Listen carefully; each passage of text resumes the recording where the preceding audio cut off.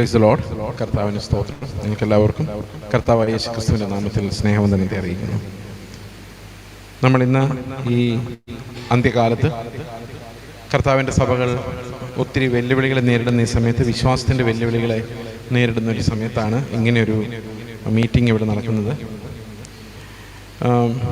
ദൈവത്തിൻ്റെ സഭ അന്ത്യകാലത്ത് വളരെ ശക്തിയോടെ ഈ വെല്ലുവിളികളെ നേരിടുവാൻ എഴുന്നേൽക്കേണ്ട ഒരു കാലമാണ്. എന്നാൽ പലപ്പോഴും നമ്മൾ വളരെ ബലഹീനരായി കാണപ്പെടുന്നു. അനേകം ദുരുപദേശങ്ങൾ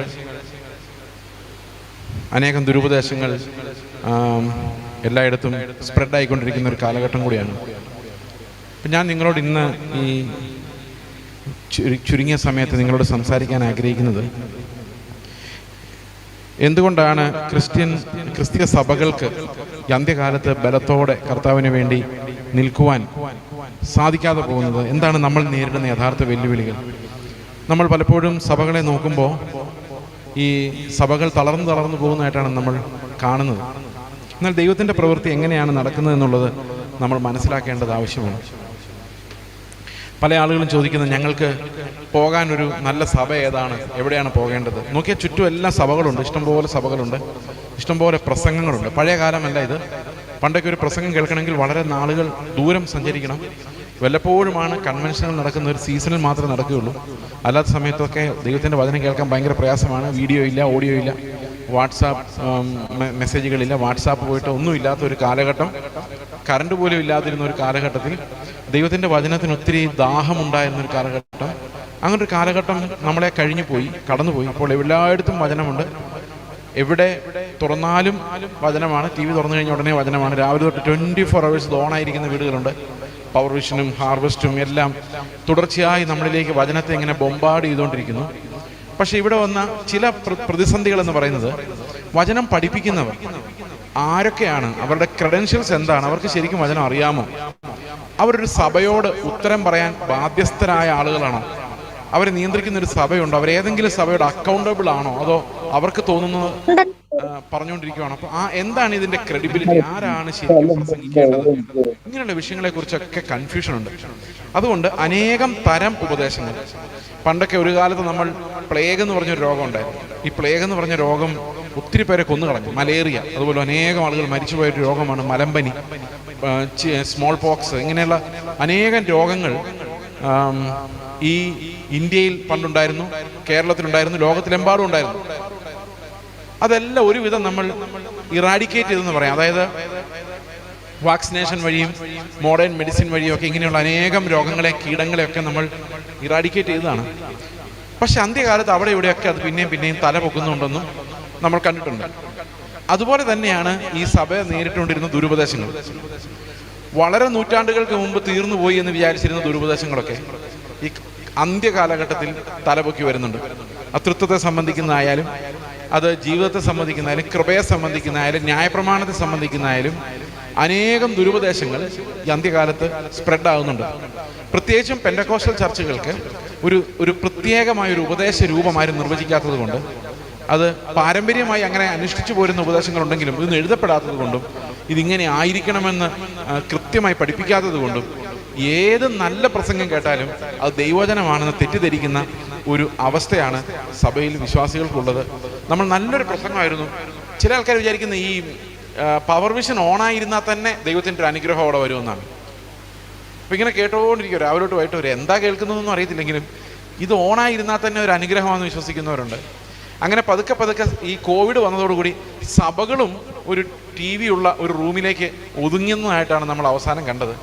ശരിക്കും സഭയുടെ പവർ നഷ്ടപ്പെട്ട്, അധികാരം നഷ്ടപ്പെട്ട് സഭ എന്തായി മാറിയെന്ന് വെച്ച് കഴിഞ്ഞാൽ, ഒരു TV യിലുള്ള ഒരു റൂമുണ്ടെങ്കിൽ നമുക്കൊരു സഭയുണ്ട് എന്നൊരവസ്ഥയിലേക്കായി.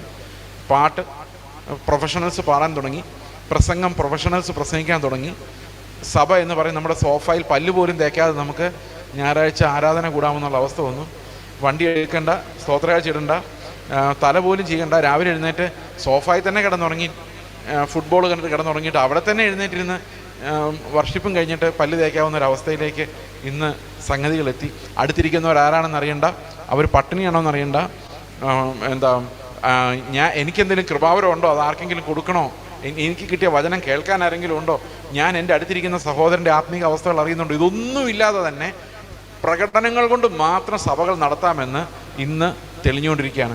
ശരിക്കും പറഞ്ഞു കഴിഞ്ഞാൽ വളരെ ദുരിതകരമാണ് ഇന്നത്തെ കാലഘട്ടത്തിൽ സഭയുടെ പോക്ക് എന്നുള്ളത് നമ്മൾ മനസ്സിലാക്കണം. ഇന്ന് ശരിക്കും തോന്നുന്നു നമ്മളെല്ലാം ചിന്തിക്കേണ്ട ചില കാര്യങ്ങൾ എന്താണ് ഈ ആധുനിക സഭയ്ക്ക് സംഭവിക്കുന്നത് എന്നുള്ളതിനെക്കുറിച്ച് ചില കാര്യങ്ങൾ നിങ്ങളുടെ മുമ്പിൽ വെക്കാനാണ് ഞാൻ ആഗ്രഹിക്കുന്നത്. വളരെ പ്രധാനപ്പെട്ട ചില നഷ്ടങ്ങൾ നമുക്ക് സംഭവിച്ചിട്ടുണ്ട് എന്നുള്ളതാണ് സത്യം. ശരിക്കും ഒരു ആദിമ നൂറ്റാണ്ടിലെ സഭയും നമ്മുടെ ഇപ്പോഴത്തെ സഭകളും വെച്ച് നോക്കുമ്പോൾ വളരെ ഭയങ്കരമായ വ്യത്യാസങ്ങളുണ്ട്. ഈ വ്യത്യാസങ്ങൾ പ്രകടമാകുന്ന എവിടെയൊക്കെയാണ് എന്ന് നമുക്ക് നോക്കാം. നമുക്കറിയാം, ആദ്യത്തെ സഭ എന്ന് പറയുന്നത് ഒരു സ്ട്രക്ചേർഡ് ഓർഗനൈസേഷൻ ആയിരുന്നില്ല. അതായത് ഒരു ബ്രാൻഡ് ഉണ്ടായിരുന്നില്ല, രജിസ്ട്രേഷൻ ഉണ്ടായിരുന്നില്ല, അത് ഞങ്ങൾ ഇന്ന സഭയാണ് എന്ന് പറയാൻ മാത്രം ഒരു ഐഡൻറ്റിറ്റി ഉണ്ടായിരുന്നില്ല. ഒരു ദേശത്ത് ഞങ്ങൾ ഇന്ന വിഭാഗക്കാരാണെന്ന് പറയാനുള്ള വിഭാഗങ്ങൾ ഉണ്ടായിരുന്നില്ല. കൊരിന്ത് സഭയിലാണ് നമ്മൾ ആദ്യം വിഭാഗങ്ങളെ കാണുന്നത്. അപ്പോൾ ഒന്നാമത് ഇന്ന് നമ്മുടെ സഭയെക്കുറിച്ച് പറയുമ്പോൾ ആദ്യം മനസ്സിലാക്കേണ്ടത് നമ്മൾ ജഡീകന്മാരായി തന്നെ ഇരിക്കുന്നു എന്നുള്ളതാണ് ഏറ്റവും പ്രധാനപ്പെട്ട കാര്യം. വളരുന്നില്ല. എത്ര വർഷം കഴിഞ്ഞാലും വളരാൻ പറ്റാത്തൊരു സാഹചര്യമാണ് നമുക്കുള്ളത്. അതിൻ്റെ പ്രധാനപ്പെട്ട കാര്യം 1 കൊരിന്ത്യർ ലേഖനത്തിൽ പൗലോസ് പറയുന്നത്, നിങ്ങൾ പൗലോസിൻ്റെ പക്ഷം, അപ്പൊല്ലോസിൻ്റെ പക്ഷം, കേഫാവിൻ്റെ പക്ഷം എന്നൊക്കെ പറഞ്ഞു കഴിയുമ്പോൾ നിങ്ങൾ സാധാരണ ജഡീകന്മാരെ പോലെ ആയിരിക്കും. അപ്പോൾ നമ്മൾ IPC-ക്കാർ അല്ലെങ്കിൽ ചർച്ച് ഓഫ് ഗോഡുകാർ, AG-ക്കാർ എന്നൊക്കെ പറഞ്ഞു കഴിയുമ്പോൾ നമ്മൾ ആ വിഭാഗക്കാർ ഈ വിഭാഗക്കാർ എന്നുള്ള വേർതിരിവ്, എല്ലാ ഉപദേശം ഒന്ന് തന്നെയാണെങ്കിലും ഈ ഡീനോമിനേഷൻസും മനുഷ്യരായ നേതാക്കന്മാരും കൂടെ ചേർന്ന് ജഡീകന്മാരായ വിശ്വാസികളാണ് ഉണ്ടാക്കിയിരിക്കുന്നത്. കാരണം പൗലോസ് പറയുന്നത്, നിങ്ങൾ ഓരോരോ ഗ്രൂപ്പുകളിൽ പെട്ടുപോയി കഴിഞ്ഞാൽ, ഓരോരോ വിഭാഗങ്ങളിൽ പെട്ടുപോയി കഴിഞ്ഞാൽ നിങ്ങൾ എങ്ങനെയാണ് ആത്മീകമായി വളരുന്നതെന്നുള്ളതാണ്. അപ്പം ശരിക്കും നമ്മളെല്ലാം ഒരു ബ്രാൻഡിൻ്റെ പേരിലോ വ്യക്തിയുടെ പേരിലോ അറിയപ്പെടുന്നു എന്നുള്ളതാണ് ഇന്നത്തെ സഭയുടെ സ്ട്രക്ചറിൽ വന്നിരിക്കുന്ന ഏറ്റവും പ്രധാനപ്പെട്ട പ്രശ്നം. അതായത് നമുക്കറിയാം, ഇന്ന് ഓരോരുത്തരുടെയും പേരിലാണ് സഭ, ഇന്നാരുടെ സഭ, അല്ലെങ്കിൽ ഓരോ ബ്രാൻഡിൻ്റെ പേരിലാണ് സഭ. അപ്പോൾ ഓരോ വ്യക്തികളും സഭയെ ഓൺ ചെയ്യുകയാണ്. അതായത് ഇത് എൻ്റെ സഭ അല്ലെ, പാസ്റ്റർമാർ പറയുന്നത് എൻ്റെ സഭയാണ്. ചിലർ പറയാറുണ്ട് എൻ്റെ വിശ്വാസി. നിങ്ങൾ കേട്ടിട്ടുണ്ടോ അത്? എൻ്റെ വിശ്വാസികൾ, അവരെൻ്റെ വിശ്വാസി അവർ കൊണ്ടുപോയി. ആരുടെ വിശ്വാസി? പാസ്റ്ററുടെ വിശ്വാസി. അപ്പോൾ എൻ്റെ ആളുകൾ എന്നുള്ളൊരു ചിന്തയിലേക്ക്, അത് നമ്മുടെ രാജാക്കന്മാരൊക്കെ പറയുന്നില്ല, എൻ്റെ രാജ്യം എന്ന് പറയുന്ന പോലെ ഒരു കുഞ്ഞു കുഞ്ഞു രാജ്യങ്ങളിൽ ഒരു കുഞ്ഞു കുഞ്ഞു രാജാക്കന്മാർ ഭരിക്കുന്നത് പോലെയാണ് ഇന്ന് സഭകളിൽ ഭരണം നടക്കുന്നത്. അതായത് ഈ ഒരു സ്ട്രക്ചറിലുണ്ടായ ഡിഫറൻസ് തന്നെ ക്രിസ്തുവിനെ ഉയർത്തുന്നതിന് പകരം മനുഷ്യർക്ക് ഉയരാനുള്ള വഴികളായും മനുഷ്യർ ബഹുമാനിക്കപ്പെടുകയും ആദരിക്കപ്പെടുകയും ഉയർത്തപ്പെടുകയും ചെയ്യുന്ന ഒരു പരിപാടിയാണ് ഇന്ന് സഭകളിൽ നടക്കുന്നതെന്നുള്ളതാണ് ഇതിൻ്റെ സ്ട്രക്ചറിൽ തന്നെ വന്നിരിക്കുന്ന ഏറ്റവും വലിയ അപകടകരമായ കാര്യം. അതായത് 1 കൊരിന്ത്യർ ലേഖനം 3-ാം അധ്യായം ഇന്നത്തെ ഈ ഒരു വിഭാഗീയമായ അല്ലെങ്കിൽ മനുഷ്യ കേന്ദ്രീകൃതമായ ആ ഒരു സഭാ വ്യവസ്ഥയെക്കുറിച്ചുള്ള ചില മുന്നറിയിപ്പുകൾ അവിടെ തരുന്നുണ്ട്. നമുക്ക് 1 കൊരിന്ത്യർ ലേഖനത്തിലെ ചില വാക്യങ്ങൾ നമുക്ക് വായിക്കാം. പൗലോസ്, നമുക്കറിയാം, 1 കൊരിന്ത്യർ ലേഖനമാണ് ഏറ്റവും ലളിതമായ ലേഖനം. റോമാലേഖനം ഉപദേശപരമായ ലളിതമാണ്, എങ്കിലും ഒരു സാധാരണ മനുഷ്യന് മനസ്സിലാക്കാനുള്ള ഏറ്റവും ലളിതമായ കാര്യങ്ങളാണ് ശരിക്കും 1 കൊരിന്ത്യർ ലേഖനത്തിൽ പറയുന്നത്. അതിൻ്റെ പ്രധാനപ്പെട്ട കാരണം എന്താണെന്ന് വെച്ച് കഴിഞ്ഞാൽ, അവരെല്ലാം ജഡീകന്മാരായിരുന്നു. പൗലോസ് പറയുന്നുണ്ട്, എനിക്ക് നിങ്ങളോട് ആത്മീകരോട് എന്ന പോലെ സംസാരിക്കാൻ ഒരു നിവൃത്തിയുമില്ല. എനിക്ക് ആഗ്രഹമുണ്ട് പരിജ്ഞാനത്തെക്കുറിച്ച് സംസാരിക്കണമെന്ന്, പക്ഷേ നിങ്ങളുടെ ഇപ്പോഴത്തെ അവസ്ഥ നോക്കിക്കഴിഞ്ഞാൽ എനിക്ക് ഒരു കാരണവശാലും നിങ്ങളോട് ആത്മീകർ എന്ന രീതിയിൽ സംസാരിക്കാൻ നിവൃത്തിയില്ല. പൗലോസ് പറയുകയാണ്, നിങ്ങൾ ചില ആളുകൾ പൗലോസിൻ്റെ ഒരു അപ്പൊല്ലോസ് ഇങ്ങനെയുള്ള ആളുകളുടെ കൂട്ടങ്ങളായിട്ട് മാറിയിരിക്കുന്നു. നമുക്കറിയുന്ന ഓരോ പാസ്റ്റർമാരുടെ പേരിലാണ് സഭകൾ അറിയപ്പെടുന്നത്. ഇന്നാരുടെ സഭ അല്ല, ഇവിടുത്തെ ഒരു ലീഡർമാർ, ഏതെങ്കിലും ആത്മീക ലീഡർമാരുടെ പേരുകൾ ആലോചിച്ച് നോക്കി, തങ്കു ബ്രദറിൻ്റെ സഭ, അല്ലെങ്കിൽ എന്താ പറയുന്നത്, അങ്ങനെയുള്ള ആരുടെയെങ്കിലും ഒരാളുടെ പേര് പറഞ്ഞിട്ട് ഇയാളുടെ സഭ എന്നാ പറയുന്നത്. അതിൻ്റെ കാരണം അവരുടെ പൊസിഷനിലേക്ക് നമ്മൾ ചെല്ലുകയാണ്. അതായത് ദേ ഓൺ ദ ചർച്ച്, അവരുടേതാണ് ചർച്ച്, അവരാണ് കാര്യങ്ങൾ തീരുമാനിക്കുന്നത്. അപ്പോൾ ശരിക്കും ആ ചർച്ച് എന്ന് പറയുന്ന ഓരോരോ ആളുകളുടെ പേരിൽ വിഘടിച്ചിരിക്കുകയാണ്. ശരിക്കും പറഞ്ഞു കഴിഞ്ഞാൽ വിഘടിച്ചിരിക്കുകയാണ്. ഒരുത്തനെ കണ്ടുകൂടാത്ത അവസ്ഥയിൽ ഇത് വിഘടിച്ചിരിക്കുകയാണ്. ഇതേ അവസ്ഥ തന്നെയാണ് 1 കൊരിന്ത്യർ ലേഖനത്തിൽ ഉണ്ടായിരുന്നത്. അവർക്കും കൃപാവരങ്ങൾക്കൊന്നും കുറവില്ലായിരുന്നു, പക്ഷേ ഈ വിഭാഗീയത ഭയങ്കര കൂടുതലായിരുന്നു. ഇവരെല്ലാം ചിന്നിച്ചിതറിയവരായിരുന്നു. എന്നിട്ട് അതിനൊരു സൊല്യൂഷനായിട്ട് പൗലോസ് പറയുന്ന ചില കാര്യങ്ങളുണ്ട്. പൗലോസ് പറയുന്നത്, ഞാൻ ക്രിസ്തു എന്ന അടിസ്ഥാനം ഇട്ടിട്ടുണ്ട്, ആ അടിസ്ഥാനത്തിന്മേൽ ആർക്കും ഒന്നും ചെയ്യാൻ കഴിയില്ല. അതായത് അത് മാറ്റാൻ ആർക്കും കഴിയില്ല. ഇനി ഓരോരുത്തർ വന്ന് എൻ്റെ വിഭാഗം എന്നും പറഞ്ഞുകൊണ്ട് എന്ത് പണി കൊണ്ടാലും അതിൻ്റെ എല്ലാം അവസാനം കർത്താവ് തീയിലൂടെ എന്ന പോലെ കടത്തിവിടുന്ന ഒരു ദിവസം മനസ്സിലായിക്കോളും എന്നാണ് പൗലോസ് പറയുന്നത്. എന്നിട്ട് 21 വാക്യം മുതൽ 3:21 മുതൽ സഭയുടെ സ്ട്രക്ചറിനെ കുറിച്ച് വളരെ വിപ്ലവകരമായ ചില കാര്യങ്ങൾ പൗലോസ് പറയുന്നുണ്ട്. അതെന്താണെന്ന് നമുക്ക് നോക്കാം. അവിടെ പറയുന്നത്, ആകയാൽ ആരും മനുഷ്യരിൽ പ്രശംസിക്കരുത്. അതായത് നമുക്ക് നമ്മൾ സാധാരണ പറയുന്നൊരു കാര്യമാണ്, ആ പാസ്റ്റർ പ്രാർത്ഥിച്ചാൽ നടക്കും ബ്രദറെ, ആ പാസ്റ്ററിന് ഭയങ്കര പ്രാർത്ഥനാ വരമാണ്. ഇതൊരു വലിയ മതപരമായ ചതിയാണ്. മതം എപ്പോഴും ചതിക്കുന്ന ഒരു സാധനമാണ്. ഈ മതത്തിൻ്റെ ഏറ്റവും വലിയ ചതിയാണ് ചില പ്രത്യേക മനുഷ്യർ പ്രാർത്ഥിക്കുമ്പോൾ ദൈവം പെട്ടെന്ന് കേൾക്കുന്നു എന്നുള്ളത്. ഇത് വളരെ വ്യാജമായൊരു കാര്യമാണ്. വേദപുസ്തകത്തിൽ അങ്ങനെ ഒരിടത്തുമില്ല. എന്തുകൊണ്ടാണെന്ന് വെച്ച് കഴിഞ്ഞാൽ പ്രത്യേക പ്രാർത്ഥനാപരമുള്ള ഒരാൾ പോലും ബൈബിളിലില്ല. അപ്പോസ്തലനായ പൗലോസ് നമുക്ക് വേണ്ടി പ്രാർത്ഥിക്കുന്ന പോലെ തന്നെ നമ്മളോടും ആവശ്യപ്പെടുന്നുണ്ട്, നിങ്ങൾ എനിക്ക് വേണ്ടിയും പ്രാർത്ഥിക്കുവിൻ. കാരണം ആര് പിതാവിൻ്റെ അടുക്കിലേക്ക് പുത്രൻ വഴി കടന്നു ചെന്നാലും ഒരേ ഇമ്പാക്റ്റ് തന്നെയാണ്. ഒരാൾ കടന്നു ചെല്ലുമ്പോൾ പ്രത്യേകമായി അവിടെ ബഹുമാനിക്കപ്പെടുന്നില്ല. കാരണം നമുക്ക് ആകെ ഒരു മധ്യസ്ഥൻ മാത്രമേ ഉള്ളൂ. നമുക്ക് ആകെ ഒരു മധ്യസ്ഥൻ മാത്രമേ ഉള്ളൂ. ഞാൻ യേശുക്രിസ്തു എന്ന മധ്യസ്ഥനിലൂടെ പിതാവിൻ്റെ അടുത്ത് ചെന്നു പ്രാർത്ഥിച്ചു, എനിക്ക് കാര്യം നടക്കുന്നില്ല. അപ്പോൾ ഞാൻ ഏതെങ്കിലും ഒരു അഭിനവ ബ്രദറിൻ്റെ അടുത്ത് ചെന്നിട്ട് പറയുന്നു, ഞാൻ ഒത്തിരി പ്രാർത്ഥിച്ചു നടക്കുന്നില്ല, അതുകൊണ്ട് ബ്രദറെ ഞാൻ ബ്രദറിൻ്റെ മധ്യസ്ഥയും കൂടെ ചോദിക്കുകയാണ്, എനിക്ക് വേണ്ടി ഒരു മധ്യസ്ഥ പ്രാർത്ഥന നടത്തണം. അപ്പോൾ ബ്രദർ എന്ത് ചെയ്യുന്നു? ബ്രദർ നിങ്ങളുടെ തലയിൽ കൈവച്ചിട്ട് ഒന്ന് കുലുക്കിയിട്ട് പ്രാർത്ഥിക്കുന്നു. അപ്പോൾ ദൈവം കേൾക്കുന്നു. അപ്പോൾ ശരിക്കും വർക്ക് ചെയ്യുന്ന മധ്യസ്ഥൻ ആരാണ്? യേശുക്രിസ്തു അല്ല, ഈ ബ്രദറാണ്. ശരിയാണോ? അപ്പോൾ നമ്മൾ എന്താ ചെയ്യുന്നത്? നമ്മൾ മധ്യസ്ഥന്മാരെ ക്രിസ്തു കൊണ്ട് തൃപ്തി അല്ലാത്തത് കൊണ്ട്, യേശുക്രിസ്തു മൂലം നമുക്ക് പിതാവിൻ്റെ അടുത്തേക്ക് ചെല്ലാനുള്ള കോൺഫിഡൻസ് ഇല്ലാത്തത് കൊണ്ട് നമ്മൾ ക്രിസ്തുവിനേക്കാളും പവർഫുൾ എന്ന് വിചാരിക്കുന്ന മധ്യസ്ഥന്മാരെ ഉപയോഗിക്കുന്നു. കാരണം യേശുക്രിസ്തു വഴി പ്രാർത്ഥിച്ചിട്ട് നടക്കാത്ത കാര്യങ്ങൾ ഇവർ പ്രാർത്ഥിച്ച് നമുക്ക് തരുമെന്ന് നമ്മൾ മൗഢ്യമായി വിചാരിക്കുന്നു. സഹോദരങ്ങളെ, അങ്ങനെ ഒരു കാര്യവും ബൈബിളിലില്ല. അതുകൊണ്ട് തന്നെ ഓരോ വ്യക്തിയുടെ ആ അനോയിൻറ്റിങ് വെച്ചിട്ട്, അനോയിൻറ്റിങ് എന്ന് അവരവകാശപ്പെടുന്ന ആ സംഗതി വെച്ചുകൊണ്ട് വ്യക്തികളുടെ പുറകെ പോയി അവരിൽ പ്രശംസിച്ചാൽ നിങ്ങൾ ജീവിതകാലം മുഴുവൻ ജഡീകന്മാരായിരിക്കും.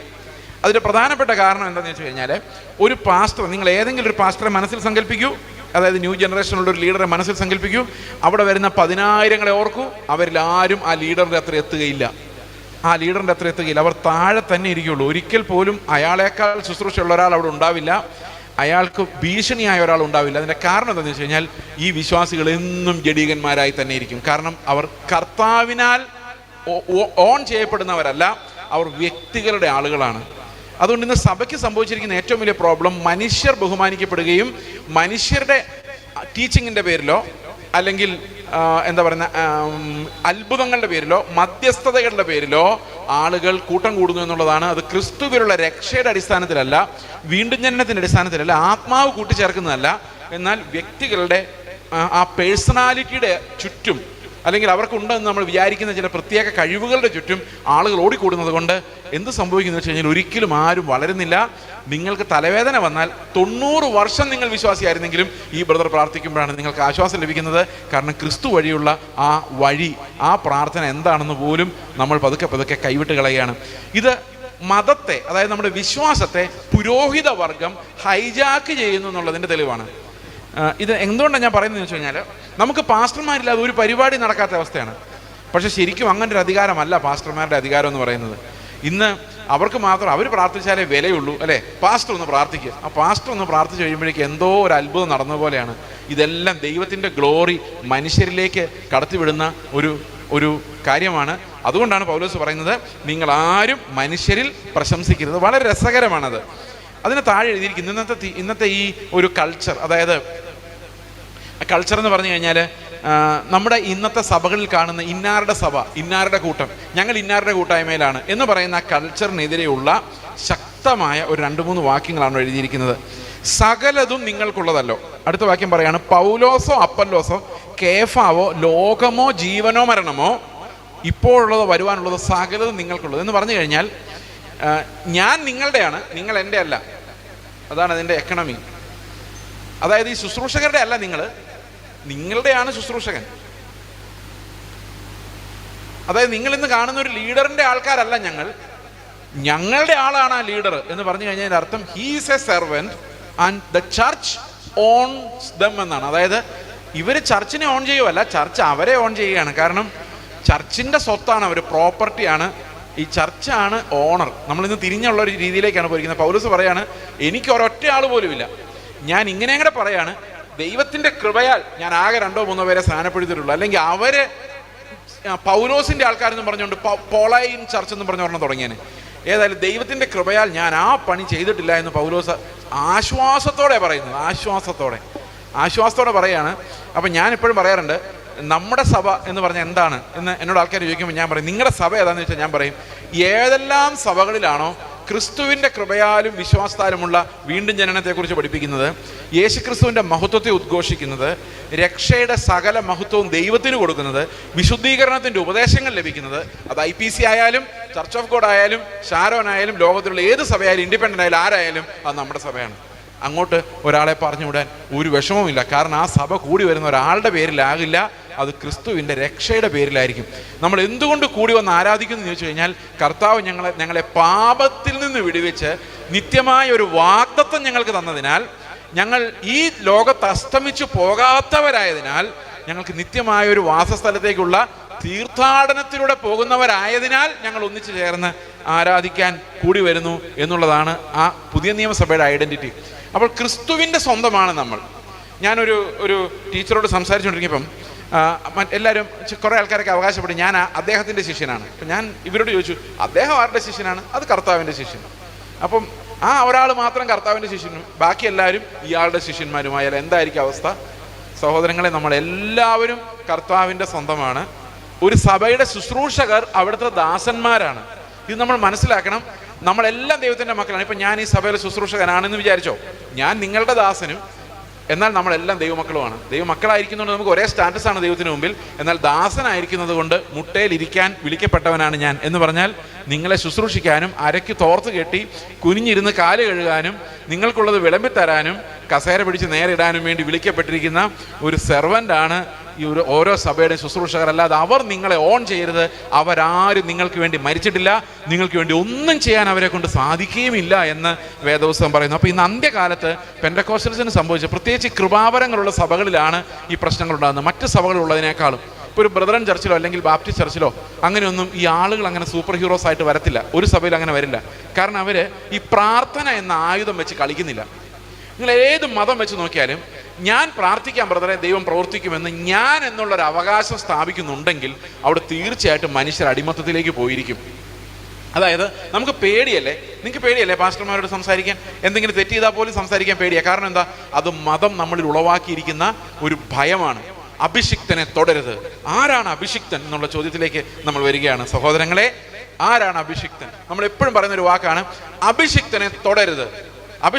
എൻ്റെ അഭിഷിക്തനെ തുടരുതെന്ന് കർത്താവ് പറഞ്ഞു. ശരിയാണ് 100% അഭിഷിക്തനെ തുടരുത്. പക്ഷെ ആരാണ് അഭിഷിക്തൻ? പുതിയ നിയമത്തിൽ ആകെ ഒരൊറ്റ അഭിഷിക്തനേ ഉള്ളൂ, അത് യേശുക്രിസ്തുവാണ്. അപ്പോൾ ഞാൻ പലപ്പോഴും പ്രസംഗിക്കാൻ ചെല്ലുമ്പോൾ ആൾക്കാർ പറയാറുണ്ട്, കർത്താവിൻ്റെ വിലയേറിയ ദാസൻ അഭിഷിക്തൻ ഇപ്പോൾ നിങ്ങളോട് സംസാരിക്കും. എനിക്കത് കേൾക്കുമ്പോൾ പേടിയാണ്. കാരണം അഭിഷിക്തൻ എന്നുള്ളതിൻ്റെ എബ്രായ പദം മെസ്സിഹ എന്നും അതിൻ്റെ ഗ്രീക്ക് പദം ക്രിസ്റ്റോസ് എന്നുമാണ്. അപ്പോൾ പഴയ നിയമത്തിൽ ഒത്തിരി അഭിഷേകങ്ങളുണ്ട്. പ്രവചന അഭിഷേകമുണ്ട്, പുരോഹിത അഭിഷേകമുണ്ട്, രാജാവിൻ്റെ അഭിഷേകമുണ്ട്. അങ്ങനെ ഓരോരോ കാലഘട്ടത്തിലും ദൈവം സംസാരിച്ചുകൊണ്ടിരുന്ന അനേക അഭിഷിക്തന്മാരുണ്ടായിരുന്നു. എന്നാൽ പുതിയ നിയമത്തിൽ യേശു ക്രിസ്തു എന്നൊരൊറ്റ അഭിഷിക്തനേ ഉള്ളൂ. പക്ഷെ അഭിഷേകം നമുക്ക് എല്ലാവർക്കും ഉണ്ട്. ക്രിസ്തുവിലുള്ള അഭിഷേകം നമ്മളിൽ എല്ലാവരിലും ഉണ്ട്. അപ്പം നമുക്ക് എല്ലാവർക്കും എന്തുണ്ട്? ക്രിസ്തുവിൻ്റെ അഭിഷേകമുണ്ട്. പക്ഷെ അഭിഷിക്തൻ എന്ന് വിളിക്കുന്നത് യേശു ക്രിസ്തുവിനെ മാത്രമാണ്. എന്നാൽ നമുക്ക് എല്ലാവർക്കും അഭിഷേകമുണ്ട്.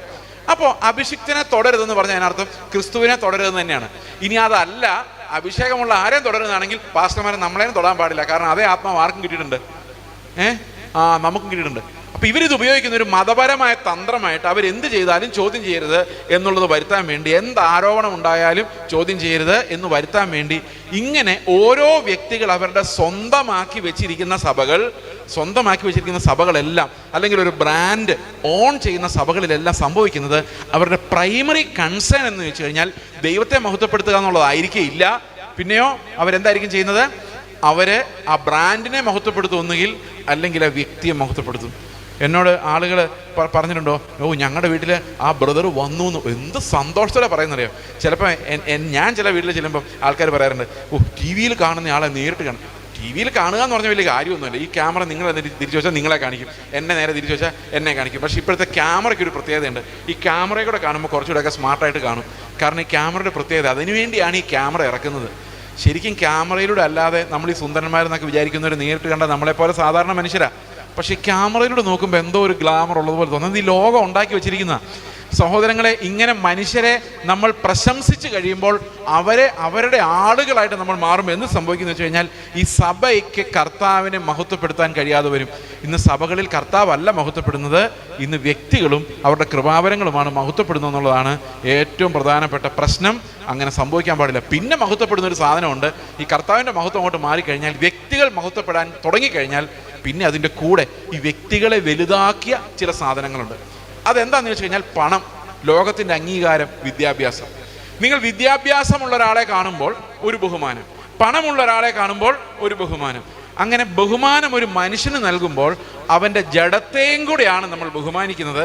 അത് ലോകത്തിന് മുമ്പിൽ ദൈവത്തിന് മുമ്പിൽ വ്യർത്ഥമാണ്, പ്രയോജനമില്ലാത്തതാണ്. അപ്പോൾ കൊരിന്ത സഭയിലേക്ക് നമ്മൾ നോക്കുമ്പോൾ കാണുന്ന ഏറ്റവും വലിയൊരു പ്രശ്നം എന്ന് പറയുന്നത്, ഇങ്ങനെ പല ബ്രാൻഡുകളുടെ പേരിലും വ്യക്തികളുടെ പേരിലും പിളർന്നിരിക്കുന്ന ഒരു സഭ എന്നുള്ളതായിരുന്നു പൗലോസിനെ ഏറ്റവും കൂടുതൽ വേദനിപ്പിച്ചത്. അതിൽ പൗലോസിൻ്റെ ഏറ്റവും വലിയ ആശ്വാസം, ഞാൻ ഇതിലൊന്നും പങ്കാളിയല്ലോ, ഞാൻ ഒരു ഗ്രൂപ്പിനെ ഉണ്ടാക്കിയിട്ടില്ലല്ലോ എന്നുള്ളത് മാത്രമായിരുന്നു.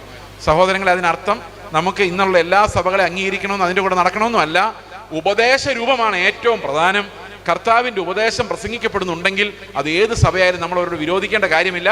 ആ ഉപദേശം കൊണ്ട് തന്നെ കർത്താവിൻ്റെ കൂടെ നമ്മൾ ഒന്നിച്ചു പോകേണ്ടവരാണ് എന്നുള്ളതാണ് നമ്മളോട് തെളിയിക്കുന്നത്. അപ്പോൾ ഒരു പ്രധാനപ്പെട്ട പ്രോബ്ലമാണ് ഞാൻ ഇന്ന് പറഞ്ഞത്, ഈ അഭിഷിക്തന്മാരുണ്ടാക്കുന്ന പ്രോബ്ലം. ഈ അഭിഷിക്തന്മാരെന്ന് പറയുന്നത്, ഞാൻ അതിനെ ചുരുക്കി പറഞ്ഞു കഴിഞ്ഞാൽ അതിങ്ങനെയാണ്: എനിക്ക് പിതാവിൻ്റെ അടുത്ത് അല്ലെ ദൈവത്തിൻ്റെ അടുത്ത് നിങ്ങൾക്ക് കടന്നു ചെല്ലുന്നതിനേക്കാളും സ്പീഡിൽ കടന്നു ചെല്ലാൻ പറ്റുമെന്നും, നിങ്ങൾ പ്രാർത്ഥിക്കുന്നതിനേക്കാളും എഫക്റ്റീവായിട്ട് നിങ്ങളുടെ കാര്യങ്ങൾ ഞാൻ പ്രാർത്ഥിച്ച് മേടിച്ചു തരുമെന്നും നിങ്ങളെ വിശ്വസിപ്പിക്കുന്നവരെയാണ് ഞാൻ ഉദ്ദേശിച്ചത്. ഓക്കെ. പക്ഷെ വേദപുസ്തകം പറയുന്നു, യേശു ക്രിസ്തുവിൻ്റെ ശരീരയാകത്താൽ അവൻ ദേഹം എന്ന തിരശീല നമുക്കായി ചിന്തിയത് കൊണ്ട് ഏത് സമയത്തും കൃപാസനത്തിലേക്ക് കടന്നു ചെല്ലുവാൻ, അബ്ബാ പിതാവേ എന്ന് വിളിച്ചുകൊണ്ട് ധൈര്യമായിട്ട് കൃപാസനത്തിലേക്ക് പ്രവേശിക്കുവാൻ നമ്മൾ പുത്രത്വത്തിൻ്റെ ആത്മാവിനെയാണ് പ്രാപിച്ചിരിക്കുന്നത്. അതുകൊണ്ട് നമ്മൾ ഭയപ്പെട്ടു പോകേണ്ട കാര്യമില്ല. നമുക്കിനി ഒരു മധ്യസ്ഥൻ്റെയും ആവശ്യമില്ല എന്ന് വേദപുസ്തകം നമ്മളെ പഠിപ്പിക്കുന്നു. അപ്പോൾ ചില ആൾക്കാർ പറയാറുണ്ട്, ഈ കത്തോലിക്ക സഭ മരിച്ചുപോയ വിശുദ്ധന്മാരെയും കൊണ്ടും പെന്തക്കോസ്ത് സഭ ജീവിച്ചിരിക്കുന്ന പാസ്റ്റർമാരെയും കൊണ്ടുമാണ് ഈ മധ്യസ്ഥ പണി ചെയ്യുന്നതെന്നുള്ള കാര്യം. ഞാനത് പലപ്പോഴും ശരിയാണെന്ന് ചിന്തിച്ചത്. നമ്മൾ മധ്യസ്ഥന്മാരില്ല എന്ന് പറയുമെങ്കിലും ഇവിടെയും കാര്യം സാധിച്ചു തരാൻ നമ്മൾ ഈ കത്തോലിക്ക സഭ അത് തന്നെ ചെയ്യുന്നത്. ഇപ്പം അന്തോണീസ് പുണ്യാള യേശു അപ്പച്ചനോട് പ്രാർത്ഥിക്കണേ, യേശു മിശിഹായോട് പ്രാർത്ഥിക്കണേ, യേശു മിശിഹ പിതാവിനോട് പ്രാർത്ഥിക്കുക. അപ്പോൾ 2 സ്റ്റെപ്പാണ്. ഇവിടെ അങ്ങനെ തന്നെയാണ്. ഇവിടെ നമ്മൾ പാസ്റ്ററോട് പറയും, പാസ്റ്റർ യേശു അപ്പച്ചനോട് പറയും, യേശു കർത്താവ് പിതാവിനോട് പറയും. അങ്ങനെ ഒരു സ്റ്റെപ്പ് നമ്മൾ ഉണ്ടാക്കി വെച്ചിട്ടുണ്ട്. സഹോദരങ്ങളെ, നമ്മളെല്ലാവർക്കും കർത്താവിൻ്റെ അടുത്ത് എല്ലാം കർത്താവ് നമുക്ക് എല്ലാവർക്കും ഒരുപോലെ ആക്സസിബിൾ ആണ്. അതുകൊണ്ട് നമ്മൾ ഒരാളുടെയും ആളാകരുത്, ഒരു ബ്രാൻഡിൻ്റെയും ആളാകരുത്, നമ്മൾ കർത്താവിൻ്റെ ആളുകളായിരിക്കണം. ഈ ഓർഡർ അവിടെ വളരെ ക്ലിയർ ആയിട്ട് പൗലോസ് പറയുന്നുണ്ട്. അതിങ്ങനെയാണ്: പൗലോസോ അപ്പല്ലോസോ കേഫാവോ ലോകമോ ഇതെല്ലാം നിങ്ങളുടെയാണ്. നിങ്ങളോ ക്രിസ്തുവിനുള്ളവരാണ്, ക്രിസ്തു ദൈവത്തിനുള്ളവൻ. അപ്പോൾ ദൈവം, ക്രിസ്തു, നിങ്ങൾ, അതിൻ്റെ താഴെയാണ് ശുശ്രൂഷകർ. അതിനർത്ഥം ശുശ്രൂഷകർക്ക് അധികാരങ്ങൾ, ശുശ്രൂഷാപരമായ അധികാരങ്ങൾ ഇല്ല എന്നല്ല. അതിനർത്ഥം ഒരു ഓർഡർ എന്ന് പറഞ്ഞു കഴിഞ്ഞാൽ, ദൈവത്തിൻ്റെ മുമ്പിലുള്ള ഓർഡർ അനുസരിച്ച് ഈ ശുശ്രൂഷകരായി വിളിക്കുന്നവർ, അതായത് ശുശ്രൂഷകർ സഭയുടെ സ്വന്തമാണ്, സഭയെ സെർവ് ചെയ്യുന്നവരാണ്, സഭയുടെ മുതലാളിമാരല്ല. ഓക്കെ. ഈ ആന്ധ്രയിലും തമിഴ്നാട്ടിലൊക്കെ പാസ്റ്റർമാർ പോയി എന്ത് ചെയ്യുന്നറിയാം, അവർ വലിയൊരു സഭ ഉണ്ടാക്കും. 2 പെൺമക്കളാണെന്ന് വെച്ചാൽ ഒരു പാസ്റ്ററിന് അദ്ദേഹം 2 സഭകളുണ്ടാക്കും. ആൺപിള്ളേരാണെങ്കിൽ അങ്ങനെ തന്നെയാണ്. 4 ആൺപിള്ളേരുണ്ടെങ്കിൽ 4 സഭകളുണ്ടാക്കും. പെൺപിള്ളേരാണെങ്കിൽ ഒരു സഭ ഈ പെൺകുട്ടിക്ക് സ്ത്രീധനമായിട്ട് കൊടുക്കും. അതെങ്ങനെയാണെന്ന് വെച്ച് കഴിഞ്ഞാൽ, ഏതെങ്കിലും ബൈബിൾ കോളേജിൽ പഠിച്ച ഒരാളെ കൊണ്ട് കല്യാണം കഴിപ്പിച്ചിട്ട് ഈ സഭ നീ നോക്കിക്കോളാം. കാരണം ഇതൊരു വരുമാന മാർഗ്ഗമാണ്, ഭയങ്കര വരുമാന മാർഗ്ഗമാണ്. അപ്പോൾ ഈ വരുമാന മാർഗ്ഗമായതുകൊണ്ട് അവൻ ജീവിതകാലം ജീവിക്കാനുള്ളൊരു വഴി ഉണ്ടാക്കി കൊടുക്കുക എന്ന് പറയുന്നത് ഈ അമ്മായിപ്പൻ്റെ കടമയാണ്. എങ്ങനെയുണ്ട് പരിപാടി? അപ്പോൾ ഇതൊരു പേഴ്സണൽ പ്രോപ്പർട്ടി പോലെയാണ് ഈ കാര്യങ്ങൾ നടക്കുന്നത്. നിങ്ങൾക്കറിയാമോ, ഇവിടെ വർഷങ്ങൾക്ക് മുമ്പ് എനിക്കറിയാവുന്ന 2 പേര്, ഒരു ഹൈന്ദവനായ ഒരു മനുഷ്യനോട്, ഒരു അഡ്വക്കേറ്റ് മറ്റേ അദ്ദേഹം സംസാരിക്കായിരുന്നു. അദ്ദേഹത്തിന് പരിപാടിയൊക്കെ വളരെ ഇഷ്ടപ്പെട്ടു, സുവിശേഷമൊക്കെ വളരെ ഇഷ്ടപ്പെട്ടു. അദ്ദേഹം പറഞ്ഞു, ഞാൻ നിങ്ങളെക്കുറിച്ചൊക്കെ കേട്ടിട്ടുണ്ട്, എൻ്റെ ഒരു ഐഡിയ, വളരെ ആത്മാർത്ഥമായിട്ട് പറഞ്ഞോട്ടോ, ഇവിടെ പറ്റിക്കാൻ പറഞ്ഞൊന്നുമില്ല, നിങ്ങൾക്ക് എറണാകുളം സിറ്റിയിൽ ഒരു സഭ പണിയാനുള്ള സ്ഥലവും വീടും ഹോളും ഞാൻ തരാം. അപ്പോൾ ഇവരോർത്തോ ഇത് ഭയങ്കര അത്ഭുതമാണല്ലോ. പക്ഷെ ഒരു കുഴപ്പമുള്ളൂ, സ്തോത്രകാഴ്ച ഞാൻ എടുക്കും എല്ലാ സൺഡേയും എന്ന് പറഞ്ഞു കഴിഞ്ഞാൽ പുള്ളിക്ക് ആ ഇൻവെസ്റ്റ്മെൻറ്റ് റിക്കവർ ചെയ്യാൻ ഈ സ്തോത്ര കാഴ്ച കൊണ്ട് സാധിക്കുമെന്ന് നല്ല കോൺഫിഡൻസാണ്. നാട്ടുകാരുടെ അഭിപ്രായം ഞാൻ പറഞ്ഞത്. നാട്ടുകാർ ഈ പെന്തക്കോസ്തുകാരെ കുറിച്ച് കാണുന്നത് അവർ പ്രാർത്ഥിച്ചും പ്രസംഗിച്ചും സഭ നടത്തിയും പൈസ ഉണ്ടാക്കുകയും ബാങ്ക് ബാലൻസ് ഉണ്ടാക്കുകയും ചെയ്യുന്നവരെന്നാണ്. അതുകൊണ്ട് തന്നെ ഈ വ്യക്തികളുടെ സഭകളിൽ നോക്കുമ്പോൾ അവരുടെ നേതാക്കന്മാരെല്ലാം, ഞാൻ നേരത്തെ നിങ്ങളോട് പറഞ്ഞല്ലോ, കത്തോലിക്ക സഭയ്ക്ക് മരിച്ചുപോയ വിശുദ്ധന്മാരും പെന്തക്കോസ്തുകാർക്ക് ജീവിച്ചിരിക്കുന്ന പാസ്റ്റർമാരുമാണ് മധ്യസ്ഥന്മാരെന്ന്. കത്തോലിക്കയിലെ വിശുദ്ധന്മാരൊന്നും അല്ലെങ്കിലും ലോകത്തെ ഉപേക്ഷിച്ച് കഷ്ടത അനുഭവിച്ച് മരിച്ച് പോയവരാണ്. എന്നാൽ നമ്മുടെ മധ്യസ്ഥന്മാരെ നോക്കിക്കേ, എല്ലാം ഭയങ്കര മുതലാളിമാരാണ്. എല്ലാം ഭയങ്കര മുതലാളിമാരും ലോകത്തിലൊരു ഈ സെൻറ്റിമീറ്റർ വിട്ടുകൊടുക്കാത്തവരുമാണ് ഈ കർത്താവിൻ്റെ നാമം പറഞ്ഞുകൊണ്ട് ഇടയിൽ നിൽക്കുന്നവരെന്നുള്ളതാണ് ഇതിനകത്തെ പരിതാപകരമായ കാര്യം. അതുകൊണ്ട് ലോകത്തിലുള്ള ആൾക്കാർ നമ്മളെ നോക്കുമ്പം നമ്മളെ കർത്താവിൻ്റെ ജനമായിട്ടല്ല കാണുന്നത്, അവരുടെയും ഇവരുടെയും ലോകത്തിൻ്റെയും ആളുകളായിട്ടാണ് കാണുന്നത് എന്നുള്ളതാണ് കൊരിന്ത് സഭ നമ്മളെ പഠിപ്പിക്കുന്ന ഒരു പ്രധാനപ്പെട്ട കാര്യം. ഇനി നമുക്ക് സംഭവിക്കുന്ന അടുത്ത ഒരു പ്രോബ്ലം എന്ന് പറയുന്നത്, പെന്തക്കോസ്റ്റൽ സഭയ്ക്ക് സംഭവിച്ച ഏറ്റവും വലിയ രണ്ടാമത്തെ പ്രോബ്ലം എന്ന് പറയുന്നത്, ഇത് അന്ത്യകാലത്ത് നമ്മൾ ഈ സുബോധമുള്ളവരാകാൻ വേണ്ടിയാണ് ഞാൻ ഈ പ്രോബ്ലംസ് ഇങ്ങനെ കാണുന്നത്.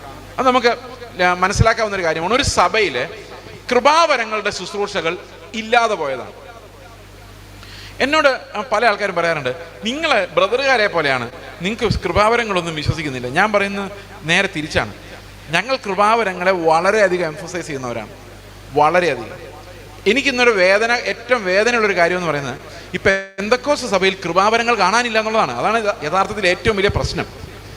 എങ്ങനെയാണ് ഈ പെന്തക്കോസ്തിലെ കൃപാവരങ്ങൾ ഇല്ലാതെ പോയതെന്ന് ആലോചിച്ചിട്ടുണ്ടോ? നമുക്ക് ആദ്യം ശുശ്രൂഷാ വരങ്ങളെ നോക്കാം. ഏറ്റവും അടിസ്ഥാനപരമായ വരങ്ങൾ എന്ന് പറയുന്നത് ശുശ്രൂഷാ വരങ്ങളാണ്. പിന്നെ അന്യഭാഷയുടെ വരമൊക്കെ ഉണ്ട്, അതൊക്കെ ഞാൻ പറയാം. അപ്പോൾ ഈ ശുശ്രൂഷാ വരങ്ങൾ നമ്മൾ നോക്കിക്കഴിയുമ്പോൾ അപ്പോസ്തലന്മാർ, പ്രവാചകന്മാർ, ഓക്കെ, പിന്നെ ആരൊക്കെയാണ്? സുവിശേഷകർ, ഇടയന്മാർ, ഉപദേഷ്ടാക്കന്മാർ, 5 പേരാണ്. നമുക്ക് ചില വ്യാഖ്യാനങ്ങളെങ്കിലും അനുസരിച്ച് അപ്പോസ്തലന്മാർ എന്ന് പറയുന്നത് നമുക്ക് വേദപുസ്തകം എഴുതി തന്ന, അല്ലെങ്കിൽ പ്രവാചകന്മാർ, ഇനി പഴയ നിയമ പ്രവാചകന്മാരാണോ പുതിയ നിയമ പ്രവാചകന്മാരാണോ എന്നറിയില്ല അവിടെ ഉദ്ദേശിക്കുന്നത്. ഞാൻ വിചാരിക്കുന്നത് അടിസ്ഥാനപരമായ പ്രവചനം പഴയ നിയമത്തിൽ നിന്നുള്ളതും, എന്നാൽ പുതിയ നിയമത്തിലെ പ്രവാചകന്മാർ സഭയിൽ ശുശ്രൂഷിക്കുന്നവരുമാണ്. ഇതിന് ഒരു വലിയ വ്യത്യാസമുണ്ട്. ഈ പഴയ നിയമത്തിലെ പ്രവചനങ്ങളെല്ലാം അഭിഷേകത്തിൻ്റെ ഫലമായിട്ടാണ്. അതായത് ഒരു പഴയ നിയമത്തിൽ പ്രവാചനം ഉണ്ടാവണമെങ്കിൽ ദൈവം എന്ത് ചെയ്യണം? അവനെ ആത്മാവ് കൊണ്ട് അഭിഷേകം ചെയ്ത് അവൻ്റെ പ്രവചനത്തിൻ്റെ അഭിഷേകം അവന് കൊടുക്കണം, എങ്കിൽ മാത്രമേ പ്രവാചകനാവുള്ളൂ. ഒരു പ്രവാചകൻ എന്ന അഭിഷേകം അവനുള്ളൂ. അവന് രാജാവായിരിക്കാൻ പറ്റില്ല, അവന് പുരോഹിതനായിരിക്കാൻ പറ്റില്ല, ഹീസ് എ പ്രോഫറ്റ്. എന്നാൽ പുതിയ നിയമത്തിൽ എല്ലാവർക്കും അഭിഷേകമുണ്ട്. അതുകൊണ്ട് തന്നെ പുതിയ നിയമത്തിലെ പ്രവചനം ഒരു പ്രത്യേക അഭിഷേകമല്ല, അതൊരു പ്രത്യേക കൃപാവരമാണ്. മനസ്സിലാവുന്നുണ്ടോ? അഭിഷേകമുള്ള ആളുകൾക്ക് തന്നെയാണ് ദൈവം വ്യത്യസ്തമായ കൃപാവരങ്ങളെ നൽകുന്നത്. അപ്പൊ പ്രവചനം എന്ന് പറയുന്നത് ഒരു കൃപാവരമാണ്, അഭിഷേകത്തിന്റെ ഭാഗമല്ല. അതുകൊണ്ട് പഴയ നിയമത്തിലെ പ്രവചനങ്ങൾ പറഞ്ഞാൽ അതുപോലെ നടക്കണം, അതുപോലെ അനുസരിക്കുകയും ചെയ്യണം. എന്നാൽ പുതിയ നിയമത്തിലെ പ്രവചനങ്ങൾ നമ്മളൊന്ന് ആലോചിക്കണം, വിവേചിക്കണം. കാരണം സകലതും വിവേചിക്കേണ്ട ഒരു ആവശ്യമുണ്ട്. കാരണം ഇത് കൃപാവരങ്ങളാലാണ് ഒരു സഭയിൽ പ്രവചനങ്ങൾ നടക്കുന്നത്. അപ്പോൾ പഴയ നിയമത്തിലെ പ്രവാചകന്റെ അധികാരം പുതിയ നിയമത്തിലെ പ്രവാചകനില്ല. അതിന്റെ കാരണം എന്താണെന്ന് വെച്ച് കഴിഞ്ഞാൽ, ഈ പഴയ നിയമത്തിൽ പ്രവചിക്കുമ്പോൾ ആ പ്രവാചകനിലൂടെ മാത്രമാണ് ദൈവം സംസാരിക്കുന്നത്, വേറെ ആർക്കും ഒരു വിവരവും ഇല്ല. എന്നാൽ പുതിയ നിയമത്തിൽ പ്രവചിക്കുമ്പോൾ നമുക്ക് എല്ലാവർക്കും പരിജ്ഞാനമുണ്ട്. ആ പരിജ്ഞാനം ഉള്ള ആളുകളുടെ ഇടയിൽ തന്നെയാണ് ആര് ശുശ്രൂഷിക്കുന്നത്? ഈ കൃപാവരങ്ങളാൽ ഒരാൾ പ്രവാചകനായി ശുശ്രൂഷിക്കുന്നത്.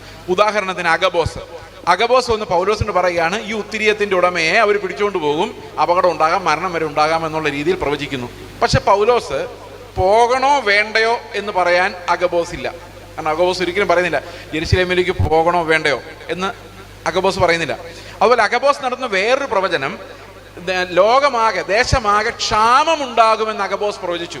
പക്ഷെ നിങ്ങൾ എന്ത് ചെയ്യണമെന്നോ, നിങ്ങളൊരു ഭണ്ഡാരം കളക്ട് ചെയ്യണം, അതായത് പാവങ്ങൾക്കുള്ളൊരു ധനശേഖരണം ഒന്നും അഗബോസ് പറയുന്നില്ല. അഗബോസ് ഒരിക്കലും ആരെയും ഡയറക്റ്റ് ചെയ്യുന്നില്ല, ഇന്നത് ചെയ്യണം ചെയ്യരുതെന്ന് പറയുന്നില്ല, എന്ത് സംഭവിക്കുമെന്ന് മാത്രമേ പറയുന്നുള്ളൂ. കാരണം പുതിയ നിയമ പ്രവചനം ഇങ്ങനെയുള്ളതാണ്. ഓരോ മനുഷ്യരും എന്ത് ചെയ്യണമെന്ന് തീരുമാനിക്കുന്നത് പുതിയ നിയമത്തിൽ വേറൊരാൾ പറഞ്ഞിട്ടല്ല, അവരുടെ ഉള്ളിൽ ആത്മാവ് നൽകുന്ന പരിജ്ഞാനം അനുസരിച്ചാണ്. അതുകൊണ്ട് പൗലോസ് എന്ത് ചെയ്തു? അഗബോസിന്റെ പ്രവചനം കേട്ടു, താങ്ക് യു. ഫിലിപ്പോസിന്റെ 4 പെൺമക്കൾ പ്രവചിച്ചു, താങ്ക് യു. അതേപോലെ ചെല്ലുന്ന എല്ലാ സ്ഥലത്തും ആളുകൾ പ്രവചിച്ചു, നിന്റെ കാര്യം പ്രയാസത്തിലാകും എന്ന് പറഞ്ഞു. പൗലോസ് അതെല്ലാം കേട്ടു. പക്ഷെ പൗലോസ് പോണോ വേണ്ടയോ ഒന്ന് പ്രാർത്ഥിച്ചിട്ട് ആലോചന പറയാൻ അവരോട് പറഞ്ഞില്ല. പൗലോസ് പറഞ്ഞു, ഞാൻ എൻ്റെ പ്രാണനെ വിലയേറിയതായി എണ്ണുന്നില്ല, കർത്താവിനോട് പോകാൻ പറഞ്ഞിട്ടുണ്ട്, മരിച്ചാലും സാരമില്ല. ഇതാണ് പൗലോസിന്റെ സ്റ്റാൻഡ്. അപ്പൊ പുതിയ നിയമ പ്രവചനങ്ങൾ എന്ന് പറയുന്നത് നമ്മളെ മരണത്തെ നേരിടാനും ജീവനെ അനുഭവിക്കാനും നമ്മളെ ശക്തരാക്കുന്ന പ്രവചനങ്ങളാണ്. ആ പ്രവചനങ്ങളാണ് നമ്മുടെ സഭകളിൽ ഇനി ഉണ്ടാകേണ്ടത്. ഞാൻ എന്തുകൊണ്ടാണ് കൃപാവരങ്ങൾ ഇന്ന് പെന്തക്കോസ്ത് സഭകളിൽ ഇല്ല എന്ന് പറയാനുള്ള കാരണം എന്ന് വെച്ച് കഴിഞ്ഞാൽ, അതിനും കാരണം നമ്മൾ ബ്രദറുകാരെ പോലെ എന്ന് വേണമെങ്കിൽ പറയാം, നമ്മൾ കൃപാവരങ്ങൾക്ക് മുകളിൽ ബുദ്ധി കൊണ്ടുള്ള ജ്ഞാനത്തിന് കൂടുതൽ പ്രാധാന്യം കൊടുത്തു എന്നുള്ളതാണ് ഒരു പ്രധാനപ്പെട്ട വിഷയം.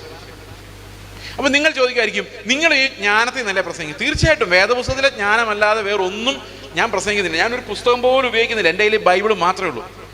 കാരണം ഈ കൃപാവരം എന്ന് ഞാൻ ഉദ്ദേശിക്കുന്നത് ശുശ്രൂഷാപരമായ വരങ്ങൾ. ഇന്ന് ഒരു സഭ നടക്കണമെങ്കിൽ എന്തൊക്കെ വേണം? നിങ്ങൾ പറഞ്ഞു എന്തൊക്കെ വേണം? ഒരു സഭ ഒരിടത്ത് തുടങ്ങണമെങ്കിൽ ഒരു പാസ്റ്റർ വേണം, അല്ലേ? പിന്നെ എന്തൊക്കെ വേണം? ഒരു കീബോർഡ് വേണം, അതിൽ ട്യൂൺ ചെയ്യാൻ ഒരാൾ വേണം, വേണ്ടേ? അല്ലെ സഭ നടക്കുമോ? നടക്കൂല. ഇത് അടിക്കുന്ന സാധനമാണോ? അതെ. ഡ്രമ്മിൻ്റെ എന്തെങ്കിലും ഒരു സാധനം, ഒരു ശബ്ദവും വേണം. ഓക്കെ. നല്ലൊരു സ്പീക്കർ വേണം, മൈക്രോഫോൺ വേണം. ഓക്കെ, മതിയോ? പോരാ. സുവിശേഷകൻ എവിടെ? സുവിശേഷം പറയാനുള്ള കൃപാവരമുള്ള ആളെവിടെ? ഒരു മനുഷ്യനൊരു വീട്ടിൽ ചെന്നിട്ട് ഒരു സുവിശേഷം പറയാനുള്ള ഒരു കൃപാവരമുള്ള ഒരാൾ ഒരു വീട്ടിൽ ചെല്ലുമ്പം രോഗികൾ സൗഖ്യമാവും, ഭൂതങ്ങൾ പുറത്താവും. കാരണം അത് അവിശ്വാസികളുടെ ഇടയിലാണ് സുവിശേഷം ഇറങ്ങി ചെല്ലുന്നത്. അവിടെ ദൈവത്തിന്റെ ശക്തി വെളിപ്പെടുന്നത്. ഒരു വിശ്വാസി മരിച്ചാലും സ്വർഗത്തിലോട്ടാണ് പോകുന്നത്. അവന് പേടിക്കേണ്ട കാര്യമില്ല. അവിടെ അല്ല രോഗശാന്തി നടക്കേണ്ടത്. വിശ്വാസിയുടെ ഉള്ളിലല്ല ഭൂതം, വെളിയിലാണ്. അതുകൊണ്ട് തന്നെ സുവിശേഷകന്റെ കയ്യിലാണ് ഈ കൃപാവരങ്ങൾ ഉണ്ടാകേണ്ടത്. കാരണം അവർ നടക്കുന്നിടത്താണ് ഇതെല്ലാം നടക്കേണ്ടത്. അപ്പോൾ സുവിശേഷകൻ എന്നുള്ള കൃപാവരം അപ്രത്യക്ഷമായി, ഇന്ന് കാണാനില്ല. ഇന്ന് സുവിശേഷം പറയാനുള്ള ആ ഒരു കോളിംഗ് ഉള്ളവരില്ല. അതുപോട്ടെ. ഇടയൻ മാത്രമേ ഉള്ളൂ. ആ ഇടയൻ എന്നുള്ളിടത്തൊരു പ്രശ്നമുണ്ട്, അത് ഞാൻ പറയാം. ആരാണ് ഇടയൻ? ബൈബിൾ കോളേജിൽ 3 വർഷം പഠിച്ചവനാണ് ഇടയൻ. എവിടെയാണ് കൃപാവരം? എവിടെയാണ് ശുശ്രൂഷാവരം? സഹോദരങ്ങളെ, പെന്തക്കോസ്ത് സഭയ്ക്ക് സംഭവിച്ചിരിക്കുന്ന അപകടം എന്ന് പറയുന്നത് ആത്മാവിന്റെ കൃപാവരങ്ങളെ അവഗണിച്ചത് തന്നെയാണ്. അതുപോലെ എവിടെയാണ് ഉപദേഷ്ടാവ്? ആത്മാവിന്റെ ലീഡിങ്ങിനാൽ ഉപദേശിക്കുന്ന ഉപദേഷ്ടാവ് എവിടെയാണ്? ഇല്ല. അവരേതെങ്കിലും കമന്ററി ഡിക്ഷണറി വെച്ച് നോക്കിയിട്ട്, അത് നോക്കണ്ടെന്നൊന്നും ഞാൻ പറയുന്നില്ല, അത് വായിക്കുന്നതിനകത്ത് കുഴപ്പമൊന്നുമില്ല. ഈ ബൈബിൾ കോളേജിൽ പഠിച്ച പാഠമാണ്. അവർ തന്നെ സുവിശേഷകർ, അവർ തന്നെ പാസ്റ്റർ, അവർ തന്നെ ഉപദേഷ്ടാവ്, അവർ തന്നെ പ്രാർത്ഥനാ വീരന്മാർ, അവർ തന്നെ എല്ലാം നിയന്ത്രിക്കുന്നു, അഡ്മിനിസ്ട്രേഷനും അവർ തന്നെ. കൃപാവരങ്ങൾ എവിടെ? മറ്റുള്ള ശുശ്രൂഷകരെവിടെ? സഹോദരങ്ങളുടെ പ്രശ്നം എന്താണെന്നറിയാമോ? ഈ ശുശ്രൂഷകരെ നമ്മൾ അനുവദിച്ചു കഴിഞ്ഞാൽ ഒരു വലിയ പ്രോബ്ലം ഉണ്ട്. രോഗശാന്തി വരമുള്ള ഒരാളുണ്ടായാൽ ഈ രോഗശാന്തി വരമുള്ള ആൾ കുറേ ആൾക്കാരെ കൊണ്ട് അങ്ങ് പോകും. പ്രവചനവരമുള്ള ഒരാളുണ്ടായി കഴിഞ്ഞാൽ പ്രവചനം കേൾക്കാൻ ആഗ്രഹമുള്ള കുറേ അമ്മാമ്മമാർ കാണും. അവരെല്ലാം കൂടെ ഒന്നിച്ചൊരു സഭ തുടങ്ങും. കാരണം ഇന്നത്തെ ഈ പ്രവചനങ്ങൾ നിങ്ങൾ ശ്രദ്ധിച്ചിട്ടുണ്ട്, എല്ലാ സ്ത്രീകളെ ഉദ്ദേശിച്ചുള്ളതാണ്. അതിന് പ്രധാനപ്പെട്ട കാരണം പ്രവചനം മാത്രമല്ല, ഇന്നത്തെ ഈ പാസ്റ്റേഴ്സ് ഒരു 90% പ്രസംഗിക്കുന്ന സ്ത്രീകളെ ഉദ്ദേശിച്ച് തന്നെയാണ്. കാരണം മക്കളുടെ ഗതി എന്താവും, ജോലി എന്താവും, വീടിൻ്റെ കാര്യം എന്താവും എന്നുള്ള ആങ്സൈറ്റി കൂടുതൽ അവർക്കാണ്. പുരുഷന്മാർക്ക് ആങ്സൈറ്റി ഒക്കെ ഉണ്ടെങ്കിലും ഫുട്ബോൾ മാച്ച് കഴിയുമ്പോൾ അവർ ആങ്സൈറ്റി മറക്കും. പക്ഷേ സ്ത്രീകൾക്ക് അങ്ങനെയല്ല. അവർക്ക് എന്ത് ഫുട്ബോൾ മാച്ച് കണ്ടാലും ആങ്സൈറ്റി പോവില്ല, അതിങ്ങനെ ഉള്ളിൽ കിടക്കും. അപ്പോൾ അവരെ തൃപ്തിപ്പെടുത്താൻ വേണ്ടിയാണ് ഈ പ്രവാചകന്മാർ പ്രസംഗിക്കും നിങ്ങളുടെ വിഷയങ്ങളുടെ മേൽ എന്നൊക്കെ പറയുമ്പോൾ കരയുന്ന ആരാ? പുരുഷന്മാരല്ല, സ്ത്രീകളാണ്. അവർക്ക് വേണ്ടിയുള്ളതാണിത്. മക്കളെക്കുറിച്ച് ആരാ കരയുന്നത്? അപ്പോൾ ശരിക്കും പറഞ്ഞാൽ ഈ പ്രവചനങ്ങളെല്ലാം എന്താ പറയുന്നത്, ആളുകൾ വിട്ടുപോകാതിരിക്കാനും ഭയപ്പെടുത്തുന്നത് ആരാ? നിങ്ങൾ അഭിഷിക്തനെതിരെ സംസാരിച്ചാൽ കൂടുതൽ പേടിക്കുന്ന സ്ത്രീകളാണോ പുരുഷന്മാരാണോ? അപ്പം മതം എന്ന് പറയുന്നതിൽ ഏറ്റവും ഈസി ആയിട്ട് വഞ്ചിക്കപ്പെടുന്ന സ്ത്രീകളാണ്. സഹോദരിമാരെ, നിങ്ങളെ ഇവർ വഞ്ചിക്കാതിരിക്കാൻ നോക്കിക്കോ. കാരണം നിങ്ങൾ അബലരെന്നാണ് അവർ വിചാരിക്കുന്നത്. അപ്പോൾ കൃപാവരങ്ങളെല്ലാം ഒന്നിലേക്ക് ഫോക്കസ് ചെയ്യാൻ തുടങ്ങി. പാസ്റ്റർ തന്നെ സുവിശേഷകൻ, പാസ്റ്റർ തന്നെ പ്രവാചകൻ, പാസ്റ്റർ തന്നെ പ്രസംഗൻ, പാസ്റ്റർ തന്നെ രോഗശാന്തി, പാസ്റ്റർ തന്നെ എല്ലാം ചെയ്യുന്നു. ഇതെല്ലാം പുള്ളി ചെയ്യുന്നത് ആത്മാവ് പറഞ്ഞുകൊണ്ടല്ല, ബൈബിൾ കോളേജിൽ പഠിച്ചുകൊണ്ടാണ്. എന്നിട്ട് പറയാണ് ആത്മാവില്ല. ഇവർ വിചാരിക്കുന്ന ആത്മാവെന്ന് പറഞ്ഞു കഴിഞ്ഞാൽ കുറേ നേരം ചെണ്ട അടിച്ച് കഴിയുമ്പോൾ എല്ലാവരുടെയും കൺട്രോൾ പോകുന്നതിനെയാണ് ആത്മാവെന്ന് പറയുന്നത്. എൻ്റെ സഹോദരങ്ങളെ, അങ്ങനെ കൺട്രോൾ പോയ ഒരൊറ്റയാൾ പുതിയ നിയമത്തിലില്ല, ഒരൊറ്റയാളില്ല. കൊരിന്ത സഭയിൽ എല്ലാവരും അന്യഭാഷ പറയായിരുന്നു. ആരെങ്കിലും ചാടി മറിഞ്ഞായിട്ടൊന്നും അവിടെ എങ്ങും പറഞ്ഞിട്ടില്ല. നിങ്ങൾ ചാടിക്കോ മറിഞ്ഞോ തുള്ളു, പക്ഷെ അതിന് ആത്മാവെന്ന് വിളിക്കരുത്. നമുക്ക് സന്തോഷം ഉണ്ടാകുമ്പോൾ ചിലപ്പോൾ നമ്മൾ ചാടിയെന്ന് വരും, ബഹളം വെച്ചെന്ന് വരും.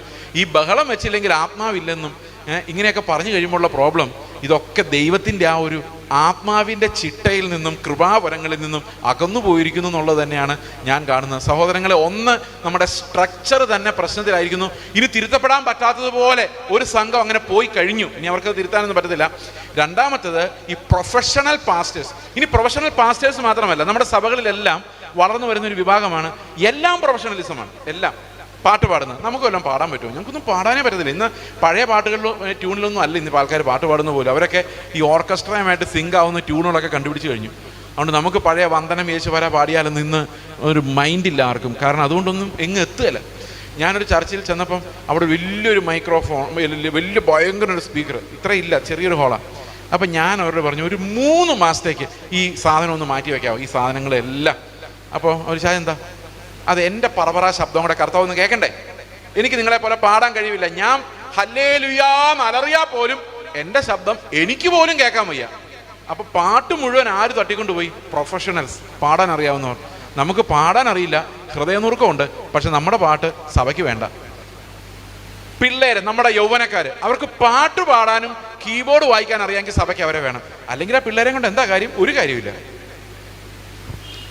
അപ്പോൾ ശരിക്കും സംഭവിച്ചിരിക്കുന്നത് എല്ലാം പ്രൊഫഷണൽസാണ്. പ്രാർത്ഥിക്കുന്നത് പ്രൊഫഷണൽ, അത് ആ ശബ്ദമൊക്കെ കറക്റ്റ് ആയിരിക്കണം. മുറിഞ്ഞ ഹൃദയങ്ങളല്ല, പഠിച്ച് തികഞ്ഞ ജഡങ്ങളാണ് ഇന്ന് ഗ്ലോറിഫൈ ചെയ്യപ്പെടുന്നത് എന്നുള്ളതാണ്.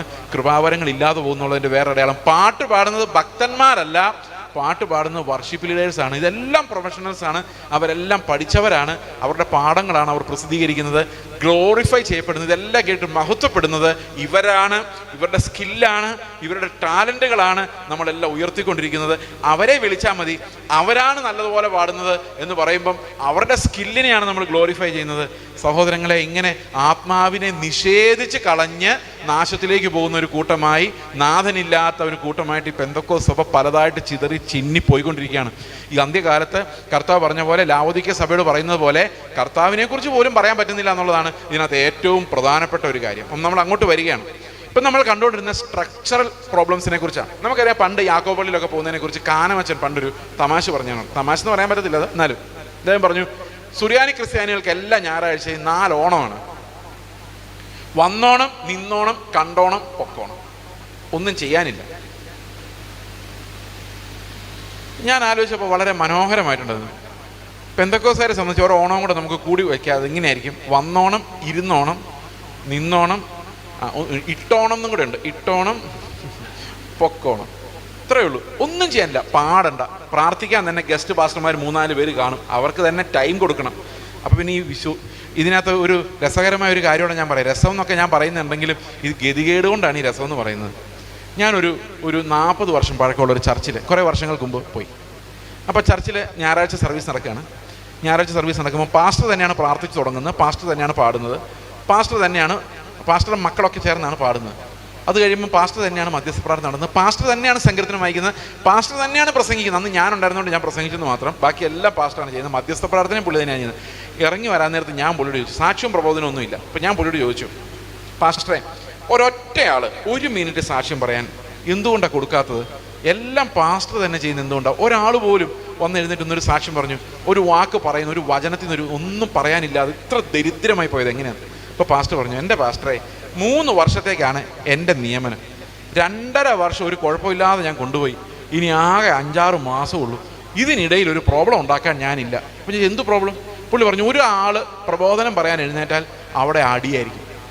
അപ്പം ഞാൻ അദ്ദേഹത്തോട് ചോദിച്ചു, 40 വർഷം എത്രമാത്രം പണമാണ് അവർ മുടക്കിയത്? ബാൽക്കണി ഉള്ളൊരു ചർച്ച്, ഓക്കെ.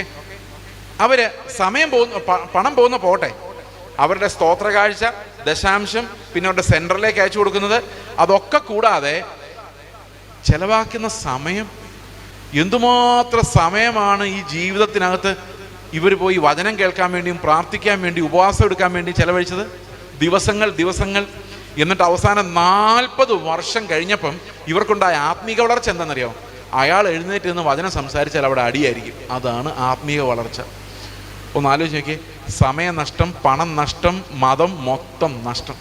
ഞാൻ ആ പാസ്റ്റർ പറഞ്ഞു, നിങ്ങൾക്ക് പണം തരുന്ന ഇവർ കടയിൽ പോയി 5 രൂപ കൊടുത്താൽ ഒരു ചോക്ലേറ്റ് എങ്കിലും കിട്ടും.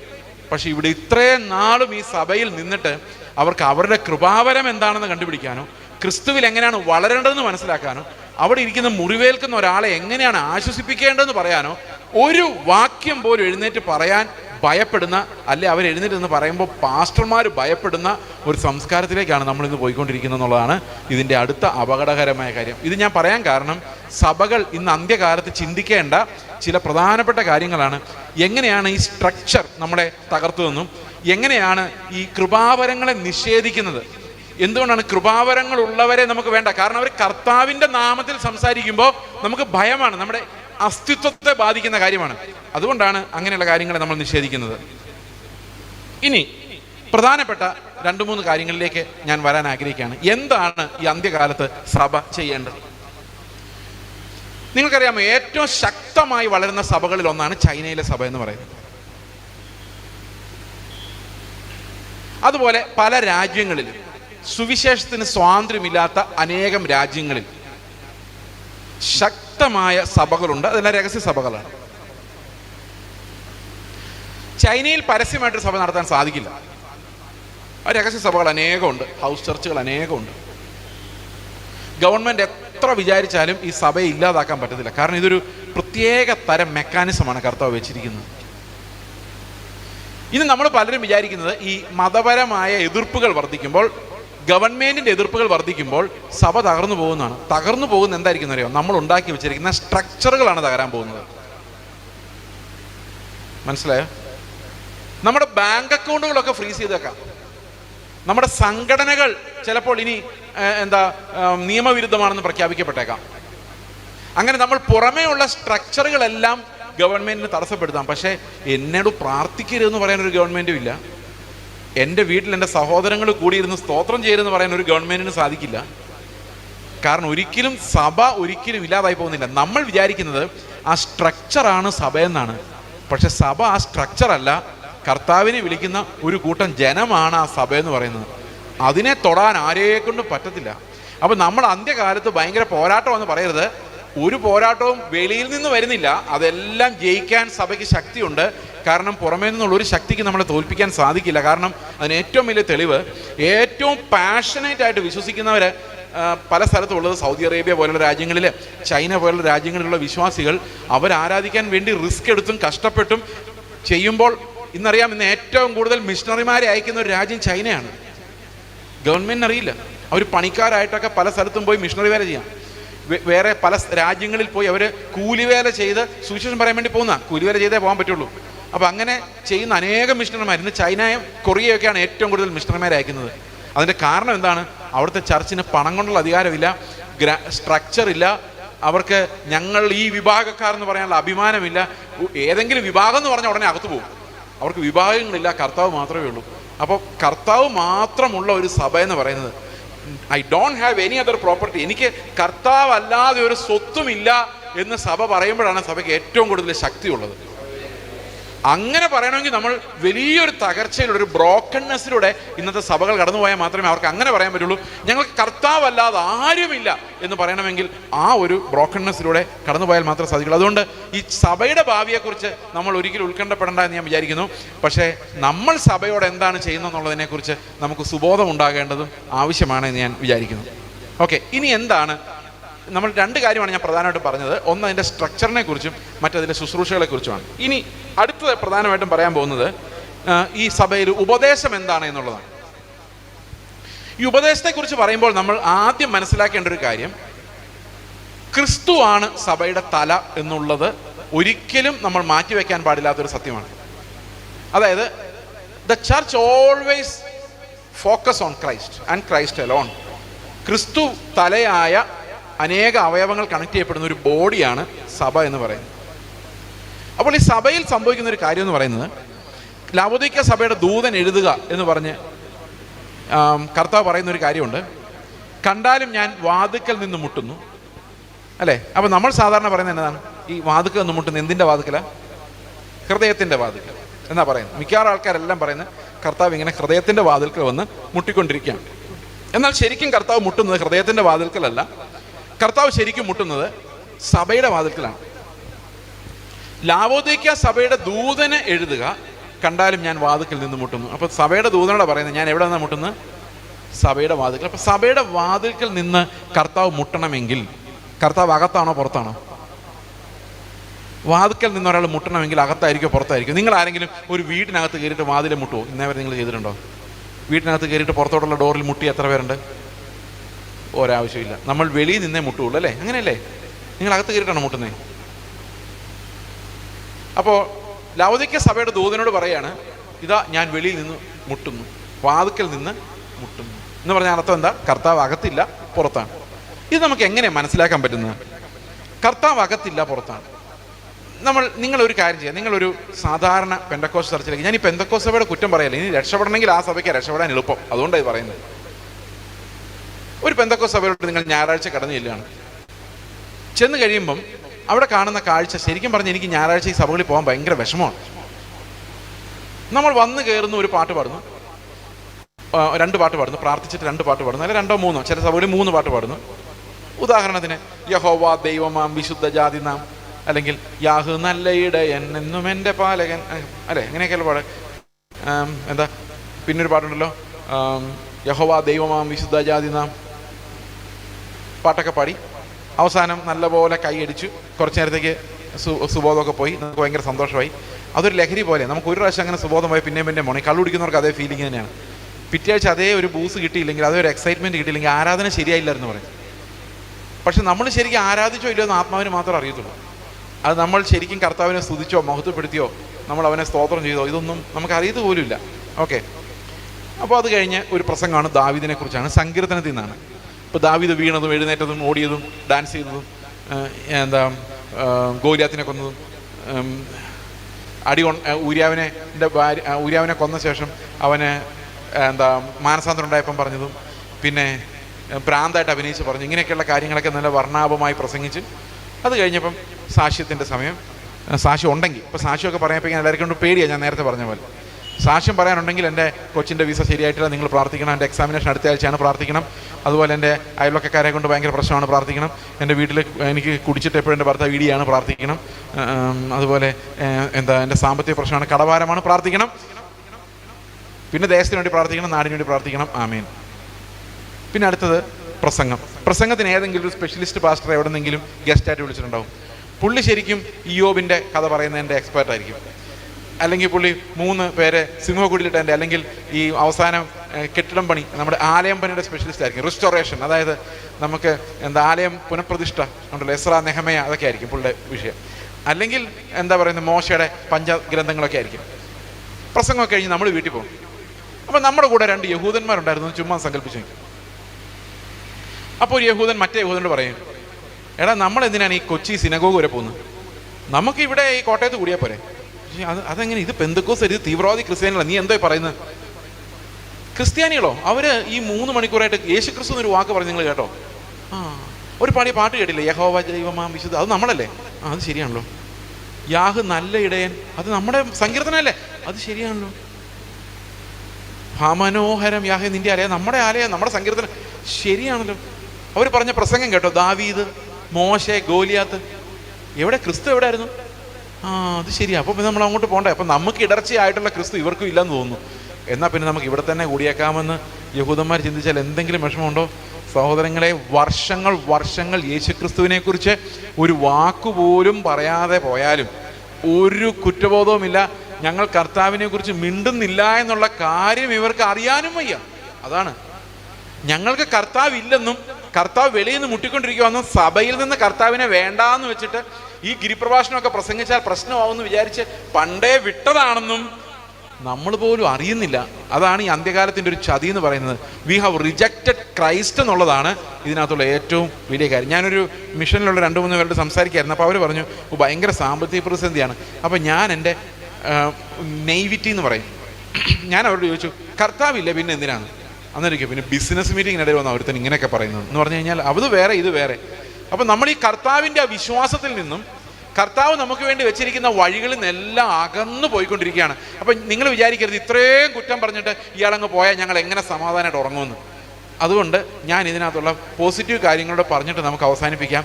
ഈ അന്ത്യകാലത്ത് നമ്മൾ രക്ഷപ്പെടാനുള്ള വഴി എന്താണെന്ന് നമുക്ക് നോക്കാം. ഓക്കെ, രക്ഷപ്പെടാനുള്ള വഴി പറയുന്നതിന് മുൻപ് ഒരു അപകടത്തെക്കുറിച്ചും കൂടെ പറയുവാനുണ്ട്. ആ അപകടം എന്താണെന്നും കൂടെ ഞാൻ നിങ്ങളുടെ മുമ്പിൽ വ്യക്തമാക്കാൻ ആഗ്രഹിക്കുന്നു. അത് ഉപദേശപരമാണ്. ഇത്രയും നേരം ഞാൻ നിങ്ങളോട് പറഞ്ഞു ഉപദേശപരമല്ല, അതിൻ്റെ ബാഹ്യമായ എക്സ്പ്രഷൻസിനെ കുറിച്ചാണ്. അതായത് നമുക്ക് കാണാൻ പറ്റുന്നത്, അറിയാൻ പറ്റുന്നത്, നമ്മൾ അനുഭവിക്കുന്നത്, നമ്മുടെ പ്രാക്ടീസസിനെ കുറിച്ചാണ് ഞാൻ പറഞ്ഞത്. എന്നാൽ ഇനി ഞാൻ പറയാൻ പോകുന്നത് ഉപദേശപരമായി നമുക്ക് എന്ത് സംഭവിച്ചു എന്നുള്ളതാണ്. നമുക്കറിയാം, നമുക്ക് 8 അടിസ്ഥാനപരമായ കാര്യങ്ങളാണ് അപ്പോസ്തല പ്രവൃത്തികൾ 2-ാം അധ്യായത്തിൽ പത്രോസ് പറയുന്നത്. അത് ഏതൊക്കെയാണെന്ന് ചോദിച്ചു കഴിഞ്ഞാൽ 8 കാര്യങ്ങൾ അവിടെ ഉണ്ട്. ഒന്ന് മാനസാന്തരം, മറ്റൊന്ന് സ്നാനം, പരിശുദ്ധാത്മ പ്രാവണം, വേർപാട്, അപ്പോസ്തലന്മാരുടെ ഉപദേശം, കൂട്ടായ്മ, അപ്പനുറുക്കൽ, പ്രാർത്ഥന. 8 ഇല്ലേ? 8 ഉണ്ട്. ഈ 8 ആദ്യത്തെ 4 കാര്യങ്ങൾ, അതായത് മാനസാന്തരം, സ്നാനം, പരിശുദ്ധാത്മ പ്രാവണം, വേർപാട്, ഇത് 4ഉമാണ് അപ്പോസ്തലന്മാരുടെ പ്രവൃത്തികൾ. അതായത് നമുക്ക് അപ്പോസ്തലന്മാരുടെ പ്രവൃത്തികൾ എന്ന് പറഞ്ഞ ഒരു ലോക്കൽ ചർച്ചിലേക്ക് നമുക്ക് ഇങ്ങനെ വ്യാഖ്യാനിക്കാം. ഒരാൾ മാനസാന്തരപ്പെടുന്നു, സ്നാനപ്പെടുന്നു, അവർ ആത്മാവിനെ പ്രാപിച്ച് ജീവിതം ആരംഭിക്കുന്നു, ക്രിസ്തീയ ജീവിതം ആരംഭിക്കുന്നു, അവർ ഒരു വേർപെട്ട് സഭ ഉണ്ടാകുന്നു. ഇതാണ് അപ്പോസ്തലന്മാരുടെ കാലത്ത് നടന്ന കാര്യങ്ങൾ. ഓക്കെ, ഇങ്ങനൊരു സഭ ഉണ്ടായി കഴിഞ്ഞാൽ അടുത്ത പടി എന്താണ്? അതാണ് നമ്മുടെ പ്രശ്നം. 42-ാം വാക്യത്തിൽ പറയുന്നത് അവർ അപ്പോസ്തലന്മാരുടെ ഉപദേശം കേട്ടു. ഈ അപ്പോസ്തലന്മാരുടെ ഉപദേശം എവിടെയുണ്ട്? അപ്പോസ്തലന്മാരുടെ ഉപദേശം എന്ന് പറയുന്നത് ഈ അപ്പോസ്തല പ്രവൃത്തികൾ കഴിഞ്ഞാൽ പിന്നെ റോമാ ലേഖനം മുതൽ യൂദായുടെ ലേഖനം വരെ അപ്പോസ്തലന്മാരെഴുതിയ ലേഖനങ്ങളാണ് ഒരു സഭയിലേക്ക് കടന്നു വരുന്ന ഓരോ വിശ്വാസിയും ഉപദേശരൂപമായി പഠിച്ച് മനസ്സിലാക്കേണ്ടത്. അപ്പോൾ അപ്പോസ്തലന്മാരുടെ പ്രവൃത്തികൾ കഴിഞ്ഞാൽ പിന്നെ അടുത്ത് എന്തോ? അപ്പോസ്തലന്മാരുടെ ഉപദേശം. അപ്പോൾ ഈ ഉപദേശം ആരൊക്കെ പഠിക്കണം? ഈ ഉപദേശം ആരെല്ലാം വിശ്വാസത്തിൽ വന്നോ, ആരെല്ലാം ആത്മാവിനെ പ്രാപിച്ചോ, അവരെല്ലാവരും ഏറ്റവും ഫൗണ്ടേഷണലായിട്ട് പഠിച്ചു തുടങ്ങേണ്ടത് അപ്പോസ്തലന്മാരുടെ ഉപദേശമാണ്. ആ ഉപദേശമാണ് റോമാ ലേഖനം മുതൽ നമ്മൾ യൂദായുടെ ലേഖനം വരെ വായിക്കുന്നത്. ഇത് പഠിക്കാതെ ഒരു സഭയ്ക്കും എന്താണ് വിശ്വാസമെന്നോ ക്രിസ്തീയ വിശ്വാസത്തിന്റെ അടിസ്ഥാനങ്ങൾ എന്താണെന്നോ മനസ്സിലാവുകയില്ല. നമ്മൾ നല്ല മനുഷ്യരായിട്ട് ജീവിക്കണമെന്ന് മാത്രം പല ആൾക്കാർ ചിന്തിക്കുന്നുള്ളൂ. കള്ളം പറയരുത്, അങ്ങനെയൊക്കെ. പക്ഷെ ഇതിനുള്ളിൽ നമ്മുടെ ബുദ്ധിക്ക് അപ്പുറത്തുള്ള അപ്പോസ്തലന്മാർക്ക് അത്ഭുതകരമായി വെളിപ്പെട്ട, നമ്മളെ വിശുദ്ധീകരിക്കാൻ കഴിവുള്ള, നമ്മളെ കർത്താവിന് മുമ്പിൽ നിർത്തുവാൻ സാധിക്കുന്ന തേജസ്സിന്റെ സുവിശേഷം ഈ അപ്പോസ്തലന്മാർ നമുക്ക് വെളിപ്പെടുത്തി തന്നിട്ടുണ്ട്. അത് മിസ്സായി പോകുന്നവരാണ് ഇന്ന് വലിയൊരു കൂട്ടം ജനവും. നിങ്ങൾക്കറിയാമോ, ഇന്ന് വില കൊടുത്ത് പല മതങ്ങളിൽ നിന്ന് മതം മാറി ഇതിനകത്ത് വന്നിട്ട് ഈ മതം മാറ്റിയവരെക്കാളും ഇരട്ടിച്ച് നരകയോഗ്യരായി അവരെന്താണ് കാര്യമെന്ന് ഗ്രഹിക്കാതെ ജീവിക്കുന്ന അസംഖ്യം ആളുകൾ നമ്മുടെ ചുറ്റും ഉണ്ടെന്നുള്ളതാണ് ഇതെത്ര അപകടകരമാണ് എന്നുള്ളതിലേക്ക് ഞാൻ ചിന്തിക്കാനുള്ള കാരണം. സഹോദരങ്ങളെ, അപ്പോസ്തലിക ഉപദേശം നഷ്ടപ്പെട്ടു പോയാൽ നമുക്ക് ഒത്തിരി കൺഫ്യൂഷൻസ് ഉണ്ടാവും. പ്രധാനപ്പെട്ട കൺഫ്യൂഷൻ എന്താണെന്ന് വെച്ച് കഴിഞ്ഞാൽ, എങ്ങനെയാണ് നമുക്കൊരു ക്രിസ്ത്യാനിയായിട്ട് ജീവിക്കാൻ പറ്റുന്നതെന്നുള്ളതാണ് ഏറ്റവും വലിയ കൺഫ്യൂഷൻ. നമുക്ക് അപ്പോസ്തലിക ഉപദേശം മനസ്സിലായില്ലെങ്കിൽ ക്രിസ്ത്യാനിറ്റി മനസ്സിലാകുന്ന ഒരു കാര്യമല്ല. അതിൻ്റെ പ്രധാനപ്പെട്ട കാരണം എന്താണെന്ന് വെച്ച് കഴിഞ്ഞാൽ, കർത്താവ് നമ്മളോട് ഡയറക്റ്റായിട്ട് പറഞ്ഞ കാര്യങ്ങളൊക്കെ അനുസരിക്കാൻ കഴിവുള്ള ഒരൊറ്റയാൾ പോലും ഈ ലോകത്തൊരിടത്തുമില്ല. ഓക്കെ, പല ആൾക്കാരും പറയാറുണ്ട് വിശ്വാസവും പ്രവൃത്തിയും കൂടെ ചേരുമ്പോഴാണ് നമ്മൾ രക്ഷപ്പെടുന്നത്. കേട്ടിട്ടുണ്ടോ നിങ്ങളത്? നിങ്ങൾ അങ്ങനെയാണോ വിശ്വസിക്കുന്നത്? അങ്ങനെയാണെങ്കിൽ അതിനകത്തൊരു വലിയ പ്രോബ്ലം ഉണ്ട്. എന്തു പ്രവൃത്തി എന്നൊരു ചോദ്യമാണ് ഏറ്റവും വലിയ പ്രശ്നം. നമ്മൾ രക്ഷിക്കപ്പെടുന്നതിന് എന്തു പ്രവൃത്തി? അപ്പോൾ അവർ പറയും കള്ളു കുടിക്കരുത്, മോശമായി നടക്കരുത്, വ്യഭിചാരം ചെയ്യരുത്, കൊലപാതകം ചെയ്യരുത്, മര്യാദയ്ക്ക് ജീവിക്കണം. അതൊക്കെ അരുതുകളാ അല്ലേ? ചെയ്യരുത്. എന്ത് ചെയ്യണം? ഈ ചെയ്യണമെന്ന് പറയുന്നിടത്താണ് നമ്മുടെ പ്രശ്നം. കർത്താവ് ഗിരിപ്രഭാഷണത്തിൽ പറഞ്ഞ എല്ലാം ചെയ്യണം. മിക്കതും അങ്ങനെ തന്നെയാണ്. എന്നാൽ ചെയ്യരുതെന്നുള്ളതും ഉണ്ട്. പക്ഷെ അതെല്ലാം അതിഭയങ്കരമായ കഠിനമായ കാര്യമാണ്. ഞാൻ ഇത്രയും നാളായിട്ട് പലരുടെയും ജീവിതകഥ വായിച്ചിട്ടുണ്ട്, പലരെയും കണ്ടിട്ടുണ്ട്, പലരോട് ചോദിച്ചിട്ടുണ്ട്, നിങ്ങളോട് ചോദിക്കുന്നു. കർത്താവ് കൽപ്പിച്ചിട്ടുള്ള ഒരു കൽപ്പന അനുസരിച്ചിട്ടുള്ള ഒരൊറ്റ മനുഷ്യൻ പോലും ഈ ലോകത്തില്ല എന്നുള്ളതാണ് ഞാൻ മനസ്സിലാക്കിയിട്ടുള്ള കാര്യം. അതായത് നിങ്ങളുടെ കണ്ണ് നിങ്ങൾക്ക് ഇടർച്ച വരുത്തുന്നുണ്ടെങ്കിൽ അത് ചൂഴ്ന്നെടുത്ത് എറിഞ്ഞു കളയുക. ഞാൻ ട്രൈ ചെയ്തിട്ടുണ്ട് കേട്ടോ. ഞാൻ ട്രൈ ചെയ്ത് തോറ്റ ആളാണ്.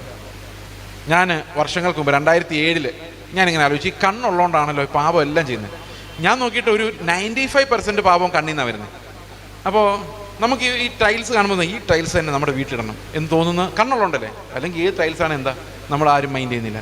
ഈ കസേരക്കെല്ലാം ഒരേ കളർ വേണം, നമുക്ക് നിർബന്ധമുണ്ടോ? കണ്ണില്ലെങ്കിൽ ഉണ്ടോ? ഇല്ലയോ? ഇല്ല. നമ്മൾ ഏത് പെയിന്റ് അടിച്ചെന്ന് പോലും നമ്മൾ നോക്കണ്ട, ഏത് ഷർട്ടാണ് ഇടുന്നതെന്ന് പോലും നോക്കേണ്ട കാര്യമില്ലാണോ?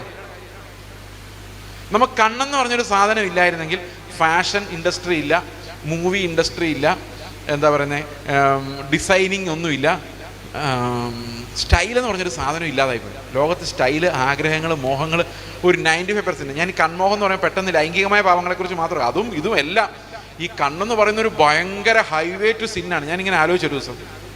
അപ്പോൾ ഞാൻ കരുതാണ്, കർത്താവ് ഈ കണ്ണ് ഇല്ലായിരുന്നെങ്കിൽ എത്ര വിശുദ്ധമായിട്ട് ജീവിക്കാൻ പറ്റുമായിരുന്നു. പിറ്റേ ദിവസം രാവിലെ എഴുന്നേറ്റപ്പം എൻ്റെ കണ്ണിന് നല്ല നീരും വേദനയും. അപ്പോൾ ഞാൻ ഉടനെ ഡോക്ടറെ അടുത്ത് പോയി നോക്കിയപ്പം 2007 കേട്ടോ. ഡോക്ടറെ അടുത്ത് പോയി നോക്കിയ ഡോക്ടർ പറയുകയാണ്, നിങ്ങൾക്ക് ഗ്ലൂക്കോമയാണ്, കണ്ണിൻ്റെ കാഴ്ച കുറഞ്ഞുകൊണ്ടിരിക്കുകയാണ്. അപ്പോൾ കണ്ണ് പോകുന്ന കാര്യം ഇന്നലെ പറഞ്ഞുള്ളൂ. അപ്പോൾ ഇതെന്തൊരു കോയിൻസിഡൻസ്. ഞാൻ കർത്താവിൻ്റെ എന്താ പറഞ്ഞറിയോ? എൻ്റെ കണ്ണ് നീ എടുത്തുകൊണ്ട് പോകുന്നതിനായിട്ട് സ്തോത്രം, എനിക്ക് വിശുദ്ധ ജീവിതം നയിക്കാൻ പറ്റുമല്ലോ എന്നല്ല ഞാൻ പറഞ്ഞത്. ഞാൻ പറഞ്ഞു, എൻ്റെ കർത്താവേ എൻ്റെ കണ്ണ് കളയല്ലേ എന്ന് പറഞ്ഞു. അപ്പോഴെനിക്ക് മനസ്സിലായി, ചൂടിനെടുത്ത് എറിഞ്ഞ് കളയാൻ പോയിട്ട് കർത്താവ് കളഞ്ഞാൽ പോലും ഞാൻ സമ്മതിക്കില്ല എന്നുള്ള കാര്യം. അപ്പോൾ ആ കൽപ്പന അനുസരിച്ചിട്ടില്ല.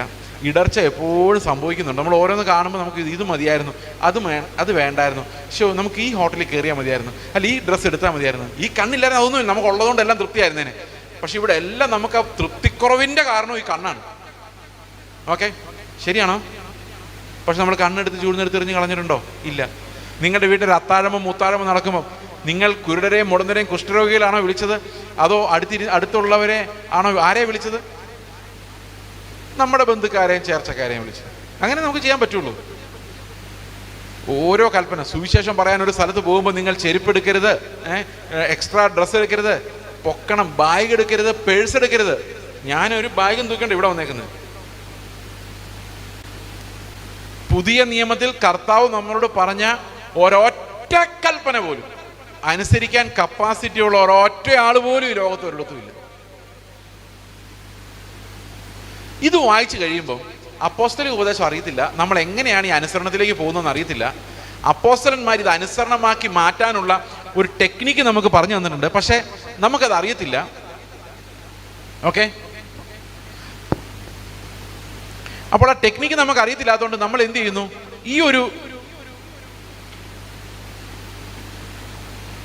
ഈ ടെക്നിക്ക് നമുക്ക് അറിയത്തില്ലാത്തതുകൊണ്ട് ഈ കൽപ്പനകളുടെ മുമ്പിൽ നമ്മൾ ഇങ്ങനെ സ്തംഭിച്ച് നിൽക്കുക. ഇതെങ്ങനെയാണ് അനുസരണമായി മാറുന്നത് നമുക്കറിയില്ല.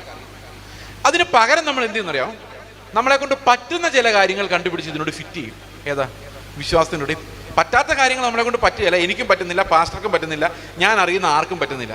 അപ്പോൾ പിന്നെ പറ്റാവുന്ന ചില കാര്യങ്ങളെടുത്ത് നമ്മൾ ഇതിനോടുകൂടി ചേർക്കും. ഇത്രയും അനുസരിക്കണം. എന്നിട്ട് ആൾക്കാർ പറയും, നീ വെള്ള വസ്ത്രം ഇട്ടില്ലെങ്കിൽ നീ ജയിച്ചിട്ടില്ല, സ്വർഗത്തിൽ പോകില്ല, ഇങ്ങനെയൊക്കെ ആക്കും. കാരണം എന്തുകൊണ്ടാണെന്ന് വെച്ച് കഴിഞ്ഞാൽ എന്തെങ്കിലും അനുസരിച്ചു എന്ന് ജഡത്തിന് തോന്നണം. അപ്പൊ ജഡത്തിനൊരു ആശ്വാസം വേണം, എന്നാലേ 4 പേരെ കുറ്റം പറയാൻ പറ്റുള്ളൂ, എങ്കിലേ മതത്തിനൊരു പവറുള്ളൂ. അല്ലെ, പ്രസംഗിക്കാൻ എന്തെങ്കിലും വിഷയം വേണ്ടേ? ഞാൻ എന്തെങ്കിലും അനുസരിച്ചാലല്ലേ എനിക്ക് വേറൊരാളോട് നിങ്ങൾ അനുസരിച്ചില്ലെങ്കിൽ എന്നുള്ള ഗമ പറയാൻ പറ്റുള്ളൂ. മനസ്സിലാകുന്നുണ്ടോ? അപ്പൊ നമ്മളെല്ലാവരും ഒരുപോലെ തകർന്നവരും യോഗ്യരല്ലാത്തവരും അതേ സമയത്ത് അനുസരിക്കുന്നവരും അതേ സമയത്ത് കർത്താവിൻ്റെ വിശുദ്ധ ജനവും ഈ കർത്താവിൻ്റെ കൽപ്പന അനുസരിക്കുന്നവരായിട്ട് എങ്ങനെയാണ് ദൈവം നമ്മളെ മാറ്റുന്നതെന്ന് അറിയോ? അതാണ് അപ്പോസ്തലിക ഉപദേശത്തിൻ്റെ അത്ഭുതകരമായ റെവലേഷൻ എന്ന് പറയുന്നത്. അപ്പോസ്തലനായ പൗലോസ് പറയുന്നത് ഇത് തലമുറകളായി മറഞ്ഞു കിടന്നാണ്. എങ്ങനെയാണ് ഇതുപോലെ നേച്ചറുള്ള നമ്മളെ ദൈവം വിശുദ്ധരാക്കി മാറ്റുന്നത്, ക്രിസ്തുവിൻ്റെ സ്വഭാവമുള്ളവരാക്കി മാറ്റുന്നത്? അതിനൊരു വ്യക്തമായ അപ്പോസ്തലിക ഉപദേശമുണ്ട്. പക്ഷെ ഇത് ലഭിക്കാതെ പോകുമ്പോൾ എന്ത് സംഭവിക്കുന്നു? നമ്മൾ പലവിധമായ ഉപദേശപരമായ തെറ്റുകളിലേക്ക് പോയി വീഴുന്നു എന്നുള്ളതാണ് നമ്മൾ മനസ്സിലാക്കേണ്ട കാര്യം. അതായത് എപ്പോഴാണോ ഉപദേശം കറക്റ്റ് അല്ലാത്തത് ആ നിമിഷം തന്നെ നമുക്കിത് മുഴുവൻ തെറ്റും. അതിൻ്റെ കാരണം എന്താണെന്ന് വെച്ച് കഴിഞ്ഞാൽ സാമാന്യ മനുഷ്യൻ്റെ ബുദ്ധിക്ക് നിരക്കുന്ന രീതിയിലല്ല വേദപുസ്തകം എഴുതിയിരിക്കുന്നത്. അത് അസാമാന്യമായ ഒരു നീതിയാണ്, ഒരു വ്യവസ്ഥയാണ്. അത് ആത്മാവിന് മാത്രം നമുക്ക് വെളിപ്പെടുത്തി തരാൻ പറ്റുള്ളൂ. അതുകൊണ്ട് തന്നെ ഒരു സഭയിൽ അടിസ്ഥാനപരമായി അപ്പോസ്തലിക ഉപദേശം പഠിപ്പിച്ചില്ലെങ്കിൽ നമ്മുടെ പ്രത്യാശ നഷ്ടപ്പെടും, നമ്മൾ സ്വർഗത്തിൽ പോകുമല്ലോ എന്നുള്ള ഉറപ്പ് നമുക്ക് നഷ്ടപ്പെടും. എങ്ങനെയാണ് രക്ഷ നമ്മളിൽ വർക്ക് ചെയ്യുന്നതെന്ന് നമുക്ക് മനസ്സിലാകാതെ പോകും. അതാണ് ഇന്ന് സംഭവിച്ചിരിക്കുന്ന അടുത്ത പ്രധാനപ്പെട്ട പ്രശ്നം. അപ്പോൾ എന്ത് സംഭവിച്ചു എന്ന് വെച്ച് കഴിഞ്ഞാൽ ഈ വിശ്വാസം പ്ലസ് പ്രവൃത്തി ആയതുകൊണ്ട്, വിശ്വാസം മാത്രം എന്നുള്ളത് വിട്ടിട്ട് വിശ്വാസം പ്ലസ് പ്രവൃത്തി ആയതുകൊണ്ട് ഏതു പ്രവൃത്തി എന്ന് കൃത്യമായിട്ട് അറിയാത്തത് കൊണ്ടും നമ്മൾ ഇപ്പോഴും പലതിലും തെറ്റിപ്പോകുന്നവരായതുകൊണ്ടും ആർക്കും സ്വർഗത്തിൽ പോകുന്ന ഉറപ്പില്ല. ആ ഉപദേശ രൂപം ആർക്കും അറിയത്തില്ല. അപ്പൊ സ്വർഗത്തിൽ പോകുന്ന ഉറപ്പില്ലാതെ വരുമ്പോൾ എന്ത് സംഭവിക്കുന്നറിയോ? നമുക്ക് ലഭിച്ച ആ വിലയേറിയ പ്രത്യാശ പിടിച്ചു കൊള്ളാത്തവരായിട്ട് നമ്മൾ മാറും. ഇത് ഇന്നൊരു യാഥാർത്ഥ്യമാണ്. ഞാൻ ഇതിൻ്റെ ഒരു കാര്യം കൂടെ ഞാൻ നിങ്ങളോട് പറയണമെന്ന് ആഗ്രഹിക്കുന്നു. ഞാൻ പല സ്ഥലത്തും ഇത് പറഞ്ഞിട്ടുണ്ട്. ഞാൻ വിശ്വാസത്തിലേക്ക് വരുന്ന കാലഘട്ടം 1994 അന്ന് സാധാരണഗതിയിൽ നമ്മൾ ഈ ഒരു കാസറ്റ് ഷോപ്പിലേക്ക് ചെന്നിട്ട് ഒരു ക്രിസ്ത്യൻ കാസറ്റ് തരാൻ പറയുകയാണെങ്കിൽ അവർ തരുന്ന ക്രിസ്ത്യൻ കാസറ്റ്, അതായത് പള്ളി പാടുന്ന പാട്ടല്ല, ഞാൻ പറഞ്ഞ ക്രിസ്ത്യൻ ചുമ്മാ പബ്ലിക് കാസറ്റ് നമ്മൾ വാങ്ങിക്കുവാണെങ്കിൽ അതിനകത്ത് കാണുന്ന ചില പാട്ടുകൾ ഇങ്ങനെയായിരിക്കും. അക്കരയ്ക്ക് യാത്ര ചെയ്യും സിയോൻ സഞ്ചാരി, രാജാതിരാജൻ മഹിമയോടെ വാനമേഘത്തിൽ എഴുന്നള്ളാറായി, മൽപ്രിയനെ എന്നേശു നായകനെ എപ്പോ വരും, സ്വർഗനാട്ടിലൻ പ്രിയൻ തീർത്തിടും സ്വന്തം വീട്ടിൽ ചേർന്നിടും. ഒരൊറ്റ കാസറ്റിലെ പാട്ടുകൾ. ഇത് അന്നത്തെ മോസ്റ്റ് പോപ്പുലർ പാട്ടുകളാണ് ഇതെല്ലാം. ഇന്ന് കാത്തിരിപ്പില്ലാത്തതിൻ്റെ കാരണം എന്നറിയോ? എന്നെ കൊണ്ടുപോകും മണവാളൻ ഉറപ്പില്ലാത്ത മണവാട്ടി എന്ത് കാത്തിരിക്കാൻ? മണവാളൻ വന്നാൽ മണവാട്ടിയെ കൊണ്ടുപോകുമെന്ന് മണവാട്ടിക്ക് ഉറപ്പില്ല. അങ്ങനെ ഉറപ്പില്ലാത്ത മണവാട്ടിക്ക് എങ്ങനെ കർത്താവിനെ കാത്തിരിക്കാൻ പറ്റും? അതുകൊണ്ട് ഇപ്പൊ പ്രത്യാശയുടെ പാട്ടുകൾ നമ്മൾക്ക് പാടണമെന്ന് സഭയിൽ തോന്നുവാണെങ്കിൽ അറ്റ്ലീസ്റ്റ് ഒരു 30 വർഷം പഴയ പാട്ട് പാടണം. കാരണം അടുത്ത കാലത്തെങ്ങും ഒരു പ്രത്യാശഗാനം ആരും നല്ല രീതിയിൽ എഴുതിയിട്ടില്ല. അതിൻ്റെ കാരണം എന്താണെന്ന് വെച്ച് കഴിഞ്ഞാൽ ഇന്നൊരു പ്രസംഗത്തിലും ഈ പ്രത്യാശ ഉറപ്പിച്ചു കൊടുക്കാൻ പറ്റുന്നില്ല. കാരണം ഉപദേശരൂപം അറിയില്ലാത്തത് കൊണ്ട് പ്രത്യാശ ഉറപ്പിച്ചു കൊടുത്താൽ ഇവർ പാപം ചെയ്യുമോ എന്ന് പേടിയാണ്. മനസ്സിലാകുന്നുണ്ടോ? അതുകൊണ്ട് പ്രത്യാശ ഉറപ്പിച്ചു കൊടുക്കില്ല. കാരണം ഇത് അനുസരിക്കേണ്ടത് എങ്ങനെയാണെന്ന് ആർക്കും അറിയത്തുമില്ല. അപ്പം ഉപദേശപരമായിട്ട് വലിയൊരു വാക്വത്തിൽ നിന്നുകൊണ്ടാണ് ആളുകൾ ഇന്ന് സംസാരിച്ചുകൊണ്ടിരിക്കുന്നത്. ഇതിൻ്റെ അപകടം എന്താണെന്ന് വെച്ച് കഴിഞ്ഞാൽ മനുഷ്യർക്ക് ഈ ഉപദേശ സത്യങ്ങൾ എന്താണെന്ന് തിരിച്ചറിയാൻ പറ്റാതെ പോകുന്നു എന്നുള്ളതാണ് അതിൻ്റെ ഏറ്റവും വലിയ അപകടം. ഒരു ഉദാഹരണം ഞാൻ പറയാം. ഇപ്പം നിങ്ങൾക്ക് ഒരു കുഴപ്പവുമില്ല എന്ന് വിചാരിക്കാവുന്ന ചില പ്രസംഗങ്ങൾ അപകടകരമായ വേദവിപരീതങ്ങളാണ്. ഞാനൊരു എക്സാമ്പിൾ പറയാനെ. ഇപ്പം ഞാൻ നിങ്ങളോട് പറയാണ്, നിങ്ങൾ വിശുദ്ധ ജീവിതം നയിച്ചില്ലെങ്കിൽ നിങ്ങൾ ഒരാളും സ്വർഗത്തിൽ പോവുകയില്ല. ഇത് പറയുന്നതിനകത്ത് എന്തെങ്കിലും തെറ്റുണ്ടോ? ഒരു തെറ്റുമില്ല. സംഗതി സത്യമാണ്. പക്ഷേ എപ്പോൾ വരെ സത്യം എന്നറിയാമോ? നിങ്ങൾ എന്നോട് തിരിച്ചൊരു ചോദ്യം ചോദിക്കുന്നവരെ. നിങ്ങൾ എന്നോട് തിരിച്ചൊന്ന് ചോദിച്ചേ, പാസ്റ്റർ സ്വർഗത്തിൽ പോകുമെന്നൊന്ന് ചോദിച്ചേ, പാസ്റ്റർ സ്വർഗത്തിൽ പോകുമോ എന്ന് ചോദിക്കുമ്പോൾ ഞാൻ എന്ത് പറയണം? ഞാൻ പോകും എന്ന് പറഞ്ഞെങ്കിൽ മാത്രമേ എനിക്ക് നിങ്ങളോട് പ്രസംഗിക്കാനുള്ള റൈറ്റ് ഉള്ളൂ. ശരിയല്ലേ? അപ്പോൾ ഞാൻ പോകുമെന്നും നിങ്ങൾ പോവുകയില്ല എന്നുമാണ് ഞാൻ പറയുന്നതെങ്കിൽ നിങ്ങൾക്ക് സ്വർഗത്തിൽ പോകാൻ ആരെ പോലായാൽ മതി? പറയൂ, എന്നെ പോലായ പോരെ? അപ്പോൾ സ്വർഗത്തിൽ പോകാനുള്ള വഴി ക്രിസ്തുവിനെ പോലെ ആവുക എന്നുള്ളതല്ല, പിന്നെയോ ഈ പാസ്റ്ററെ പോലെ ആവുക എന്നുള്ളതെന്നല്ലേ ഇവരെല്ലാവരും പ്രസംഗിച്ചുകൊണ്ടിരിക്കുന്നത്. ഞാൻ ജീവിക്കുന്നത് പോലെ എന്താടാ നീ ജീവിക്കാത്തതെന്നല്ലേ ഈ വിശുദ്ധി പ്രസംഗങ്ങളുടെ എല്ലാ അർത്ഥം. തിരിച്ചു ചോദിച്ചാൽ നമുക്ക് തിരിച്ചു ചോദിക്കാൻ പറ്റില്ല. ഇതിനെ റേഡിയോ പോലെ ഇങ്ങോട്ട് പറയുന്ന കേട്ട് സ്തോത്രം പറഞ്ഞ് പൊക്കോണം. അഭിഷിക്തനെ ചോദ്യം ചെയ്യാൻ പറ്റത്തില്ലാത്തതുകൊണ്ട് നമ്മൾ ഒരു ചോദ്യവും ഇല്ലാതെ വീട്ടിൽ പോകും. തിരിച്ചൊരു ചോദ്യം ചോദിച്ചാൽ യേശു കർത്താവ് പറഞ്ഞ ഏത് കൽപ്പനയാണ് അനുസരിച്ചുള്ളത്? അപ്പം ചില ആൾക്കാർ പറയുന്നത്, എന്നോട് കർത്താവ് പറഞ്ഞു നീ ഇന്നാരെ കല്യാണം കഴിക്കും, ഞാൻ ഇന്നാരെ കല്യാണം കഴിച്ചു. അതൊക്കെ എല്ലാവരും ആരെങ്കിലും കല്യാണം കഴിച്ചേ പറ്റുള്ളൂ. നിന്ന സ്ഥലത്തേക്ക് പോകുന്നു പറഞ്ഞ് ഞാൻ പോയി. അത് എവിടെയെങ്കിലും നമ്മൾ പോയി ജീവിച്ചല്ലേ പറ്റുള്ളൂ. നക്സലേറ്റുകൾ എവിടെയെല്ലാം പോകുന്നു. ഇതൊക്കെ അയാളുടെ കർത്താവ് പറഞ്ഞിട്ടുണ്ടോ എന്ന് പോലും നമുക്കറിയത്തില്ല. കർത്താവിനെ അനുസരിക്കുക എന്ന് പറഞ്ഞാൽ അവൻ സകലർക്കും അനുസരിക്കാൻ വേണ്ടി വെച്ചിരിക്കുന്ന കൽപ്പനകളെ അനുസരിക്കുക എന്നാണ്. ഞാൻ നിങ്ങളുടെ മുമ്പിൽ ഒരു വലിയ പ്രശ്നമാണ് വെച്ചിരിക്കുന്നത്. ഒന്ന്, നമ്മൾ ആരും അനുസരിക്കുന്നില്ല എന്ന് ആദ്യമേ പറയുകയും ചെയ്തു. പിന്നെ രണ്ടാമതൊരു സ്റ്റേറ്റ്മെൻറ്റിലൂടെ പറയാം, അനുസരിക്കാത്ത ആരും സ്വർഗത്തിൽ പോവുകയുമില്ല. ഇനി മൂന്നാമത്തെ ഒരു കാര്യം കൂടെ പറയാണ്, നമ്മൾ സ്വർഗത്തിൽ പോകും. ഇതെങ്ങനെ പോകും എന്ന് ചോദിച്ചു കഴിഞ്ഞാൽ അതിൻ്റെ ഉത്തരമാണ് മനുഷ്യർക്ക് മനസ്സിലാകാത്ത ആ രക്ഷയുടെ യുക്തിയാണ് അപ്പോസ്തലിക ലേഖനങ്ങളിലുള്ളത്. ഈ അപ്പോസ്തലിക ലേഖനങ്ങൾ നമ്മൾ പഠിക്കുമ്പോഴാണ് മനസ്സിലാകുന്നത് അനുസരണം എന്ന് പറഞ്ഞാൽ എന്താണ്, എങ്ങനെയാണ് കർത്താവ് നമ്മളിൽ അനുസരണത്തെ ഉളവാക്കുന്നത്. ഞാൻ നിങ്ങൾക്ക് കൺഫ്യൂഷൻ ഉണ്ടായിരിക്കാൻ വേണ്ടി ഒരു വാക്യം മാത്രം ഞാൻ നിങ്ങളുടെ മുമ്പിൽ പറയാം. അത് 1 പത്രോസിന്റെ ലേഖനം 1-ാം അധ്യായത്തിന്റെ 2-ാം വാക്യമാണ്. അവിടെ പത്രോസ് പറയുകയാണ്, ആത്മാവിൻ്റെ വിശുദ്ധീകരണം പ്രാപിച്ച് അനുസരണം കാണിപ്പാനും. അപ്പൊ അനുസരണം കാണിക്കണമെങ്കിൽ നമുക്ക് എന്ത് സംഭവിക്കണം? നമുക്കൊരു തീരുമാനം എടുത്ത് അനുസരിക്കാൻ പറ്റത്തില്ല. നമുക്ക് ആത്മാവിൻ്റെ വിശുദ്ധീകരണം സംഭവിക്കണം. നമ്മളിലൊരു ട്രാൻസ്ഫോർമേഷൻ നടക്കണം. നമ്മുടെ സ്വഭാവം മാറണം, നമ്മുടെ ചിന്താഗതികൾ മാറണം. ഞാനൊരു ചെറിയ ഇല്ലസ്ട്രേഷനിൽ അത് വ്യക്തമാക്കാൻ ശ്രമിക്കാം.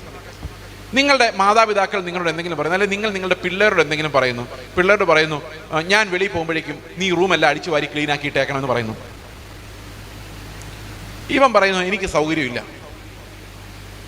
അപ്പം പേടിപ്പിക്കുന്നു, നീ ഇത് അടിച്ചു വാരിയിട്ടില്ലെങ്കിൽ എനിക്ക് ഇങ്ങനൊരു മകനില്ല, നിന്നെ ഞാൻ പുറത്താക്കിയിരിക്കുന്നു. അപ്പൊ മകൻ ആലോചിക്കും, ഇപ്പോഴേ പുറത്താക്കി ഞാൻ എവിടെ പോയി ജീവിക്കും, അടിച്ചു വാരിയിട്ടേക്കാം. ഇതവൻ മനസ്സോടെ ചെയ്യുന്നതാണോ ഭയത്തിൽ ചെയ്യുന്നതാണല്ലേ? അപ്പൊ നരകത്തിൽ നീ പോകും എന്ന് പറയുമ്പോൾ അയ്യോ വേണ്ട എന്ന് പറഞ്ഞ് ചെയ്യുന്നത് ഭയത്തിൽ ചെയ്യുന്നതാണോ, സ്വഭാവം നല്ലതായിട്ട് ചെയ്യുന്നതാണോ? നിങ്ങൾക്ക് കള്ളു കുടിക്കാൻ ഭയങ്കര ആഗ്രഹമാണ്, പക്ഷെ കള്ളു കുടിക്കുന്നില്ല. കാരണം നരകത്തിൽ പോകുന്നു പേടിച്ചിട്ട് മാത്രം അല്ലേ കുടിച്ചേനെ. കർത്താവ് പറയുവാണ്, നീ കുടിച്ചാലും കുഴപ്പമില്ല, നിന്നെ സ്വർഗത്തിൽ കൊണ്ടുവന്ന് പറയുകയാണെങ്കിൽ അപ്പം തന്നെ കുടിക്കുന്ന ആൾക്കാർ ഇഷ്ടം പോലെയുണ്ട്. അപ്പം നമ്മൾ നന്നായിട്ടില്ല, നമ്മൾ പിന്നെ നന്നായതായിട്ട് അഭിനയിക്കുക. എന്തിനു വേണ്ടിയാ? നരകത്തിൽ പോകരുത്. മനുഷ്യരെത്ര പരിശ്രമിച്ചാലും ഇങ്ങനെ ഒരു നീതി ഉണ്ടാക്കാനേ മനുഷ്യരെ കൊണ്ട് പറ്റുള്ളൂ. അകം നന്നാകാതെയുള്ള ഒരു അനുസരണവും. ഇനി നിങ്ങൾ ഇങ്ങനെ ആലോചിച്ച് നോക്കിയാൽ, നിങ്ങൾ വെളിയിൽ പോകുന്ന സമയത്ത് നിങ്ങൾ മകനോടൊന്നും പറയുന്നില്ല. ഈ മകൾ അല്ലെങ്കിൽ മകൻ വിചാരിക്കുകയാണ്, എനിക്ക് വേണ്ടി എൻ്റെ അപ്പനും അമ്മ എന്തോരോ കഷ്ടപ്പെടുന്നത്. അവർ വെളിയിൽ പോയ സമയത്ത് ഞാൻ തന്നെ അങ്ങ് എല്ലാം ചെയ്തിട്ടേക്കാം, അവർക്കൊരാശ്വാസമാകട്ടെ എന്ന് പറഞ്ഞ് ഈ പുള്ളി തന്നെ, ഈ മകൻ തന്നെ അതെല്ലാം സ്വന്തം ഇഷ്ടപ്രകാരം ചെയ്തിടുവാണെങ്കിൽ അതിനെ നമ്മൾ എന്ത് പറയും? അനുസരണം. കാരണം എന്താ? അത് അവൻ്റെ സ്വഭാവത്തിൽ നിന്ന് വന്നതാണ്. ഏതിലായിരിക്കും ദൈവം പ്രസാദിക്കുന്നത്? ഈ അനുസരണം നമ്മളിൽ എങ്ങനെ ഉണ്ടാക്കുന്നത്? അത് ക്രിസ്തുവിൻ്റെ ജീവൻ നമ്മളിലൂടെ പകർന്നാൽ മാത്രമേ ആ അനുസരണം ഉണ്ടാവുള്ളൂ. ദൈവത്തിന് പ്രസാദമുള്ള അനുസരണം ഉണ്ടാകണമെങ്കിൽ നമ്മൾ കർത്താവ് നമുക്ക് വെച്ചിരിക്കുന്ന വഴിയിലൂടെ ദിവ്യ സ്വഭാവത്തിൻ്റെ പങ്കാളികളായി നമ്മൾ മാറിയാൽ മാത്രമേ നമുക്ക് ആ ദിവ്യമായ കൽപ്പനകൾ അനുസരിക്കാൻ പറ്റുള്ളൂ. എന്നാൽ ലോകത്തിലെ സാധാരണ മതങ്ങളിൽ അങ്ങനെയല്ല. അവിടുത്തെ കൽപ്പനകളെല്ലാം ലഘുവാണ്. ഈ ലഘുവായ കൽപ്പനകളായതുകൊണ്ടുള്ള ഗുണം എന്താണെന്ന് വെച്ച് കഴിഞ്ഞാൽ അനുസരിച്ച് വിശുദ്ധരാകാം. എന്നാൽ ഈ കൽപ്പന ഭയങ്കര ഹെവി ആണെങ്കിൽ നമുക്ക് വിശുദ്ധരായ ശേഷമേ അനുസരിക്കാൻ പറ്റുള്ളൂ. മനസ്സിലായ വ്യത്യാസം? ഇപ്പം ചെറിയ വെയിറ്റ് ഒക്കെ ലിഫ്റ്റ് ചെയ്യാൻ വേണ്ടി നമുക്ക് ലിഫ്റ്റ് ചെയ്ത് നമുക്ക് ശക്തന്മാരാകാം, അല്ലേ? ശരിയല്ലേ? എന്നാൽ വലിയൊരു വെയിറ്റ് പോക്കണമെങ്കിലോ നമ്മൾ ശക്തന്മാരായാലേ പറ്റുള്ളൂ. ശരിയാണോ? ഒരു 500 കിലോ വെയിറ്റ് പൊക്കണമെങ്കിൽ ഞാൻ 500 കിലോ വെയിറ്റ് 10 പ്രാവശ്യം പൊക്കി ശക്തനാവുകയാണോ അതോ ശക്തനായ ശേഷം ഉയർത്തുകയാണോ ചെയ്യുന്നത്? അപ്പൊ കർത്താവിൻ്റെ കൽപ്പന വലുതാകും തോറും നമ്മുടെ സ്വന്തം ജഡത്താൽ അത് സാധിക്കില്ല, നമ്മുടെ തീരുമാനങ്ങളാൽ അത് സാധിക്കില്ല. അതൊരു ട്രാൻസ്ഫോർമേഷനിലൂടെ സാധിക്കുള്ളൂ. ഈ ട്രാൻസ്ഫോർമേഷൻ എങ്ങനെയാണ് സംഭവിക്കുന്നത് എന്നുള്ളതാണ്, എങ്ങനെയാണ് നമ്മളെ സ്വഭാവം കൊണ്ട് മക്കളാക്കി മാറ്റുന്നത്, എങ്ങനെയാണ് നമുക്കൊരു ദിവ്യ സ്വഭാവം, ക്രിസ്തുവിൻ്റെ സ്വഭാവം വരുന്നത്. നിയമത്താലല്ല, അത് ആത്മാവിനാലും കൃപയാലുമാണ് വരുന്നത്. അതുകൊണ്ടാണ് യോഹന്നാൻ പറയുന്നത്, ന്യായപ്രമാണമാണ് മോശ വഴി വന്നത്, എന്നാൽ ക്രിസ്തു വഴി വന്ന അതല്ല, കൃപയാണ് വന്നത്. കൃപയും സത്യവുമാണ് കർത്താവിലൂടെ വന്നത്. കാരണം അവൻ നമ്മളെ ട്രാൻസ്ഫോം ചെയ്യുക, നമ്മുടെ സ്വഭാവത്തെ മാറ്റി, പഴയ ഹൃദയത്തെ മാറ്റി പുതിയൊരു ഹൃദയത്തെ തരികയാണ്. അപ്പോൾ നിങ്ങൾക്കറിയാമോ, എഫേസ്യ ലേഖനം 3-ാം അധ്യായത്തിൻ്റെ 16-ാം വാക്യം മുതൽ യൂദായുടെ ലേഖനം തീരുന്നവരെ, എസ്പെഷ്യലി കൊളോസി ലേഖനം, എബ്രായ ലേഖനം, അതുപോലെ യോഹന്നാൻ്റെ ലേഖനം, ഇതെല്ലാം പത്രോസിൻ്റെ ലേഖനം, ഇതെല്ലാം എങ്ങനെയാണ് നമ്മളൊരു ദിവ്യ സ്വഭാവത്തിൻ്റെ അവകാശികളായി മാറുന്നത്, നമ്മുടെ ആന്തരിക മനുഷ്യൻ എങ്ങനെയാണ് ക്രിസ്തുവിന് അനുരൂപനായി രൂപാന്തരപ്പെടുന്നത് എന്ന് പഠിപ്പിക്കുന്ന ഉപദേശമാണ്. സഹോദരങ്ങളെ, ഞാൻ നിങ്ങളോട് ചോദിക്കട്ടെ, എത്ര സഭകളിൽ ഇത് പഠിപ്പിക്കുന്നുണ്ട്? ഈ വിളിച്ചു കൂട്ടുന്ന ആൾക്കാർ എത്ര പേര് ക്രിസ്തുവിൽ വിശുദ്ധീകരിക്കപ്പെടുന്നുണ്ട്? അവർ ചില ജീവനില്ലാത്ത ചത്ത പ്രവൃത്തികളിലേക്ക് പോകുന്നതല്ലാതെ ആരാണ് മക്കളായി മാറുന്നത്? പുത്രത്വത്തെക്കുറിച്ച് സംസാരിക്കുന്നത്, അവകാശങ്ങളെക്കുറിച്ച് സംസാരിക്കുന്നത്, പ്രത്യാശയെക്കുറിച്ച് സംസാരിക്കുന്നത്, ഇന്നത് വളരെ വളരെയധികം കുറഞ്ഞിരിക്കുന്നു. അപ്പോൾ അടുത്ത അപകടം, ഇന്ന് സഭ ഫേസ് ചെയ്യുന്ന ഏറ്റവും വലിയ അപകടം എന്ന് പറയുന്നത് എന്താണ്? ഈ ഉപദേശമില്ലാതെ പോയി. അപ്പം എന്തൊക്കെ ഇല്ലാതെ പോയത്? ആത്മാവിൻ്റെ നടത്തിപ്പ്, കൃപാവരങ്ങൾ, അതുപോലെ കാതലായ രക്ഷാകരമായ ഉപദേശം ഇല്ലാതെ പോയി. അതുകൊണ്ട് എന്ത് സംഭവിച്ചെന്നറിയോ? നമുക്ക് വാക്കുകളെല്ലാം അർത്ഥം മാറിപ്പോയി എന്നുള്ളതാണ് എൻ്റെ ഏറ്റവും വലിയ പ്രശ്നം. ചില ആൾക്കാർ ഇങ്ങനെ വിഷമിച്ചിരിക്കുകയാണ്, എൻ്റെ ബ്രദറെ എത്ര പ്രാവശ്യമാണ് IELTS എക്സാം എഴുതിയെന്നറിയാമോ, ഇതുവരെ പാസ്സായില്ല.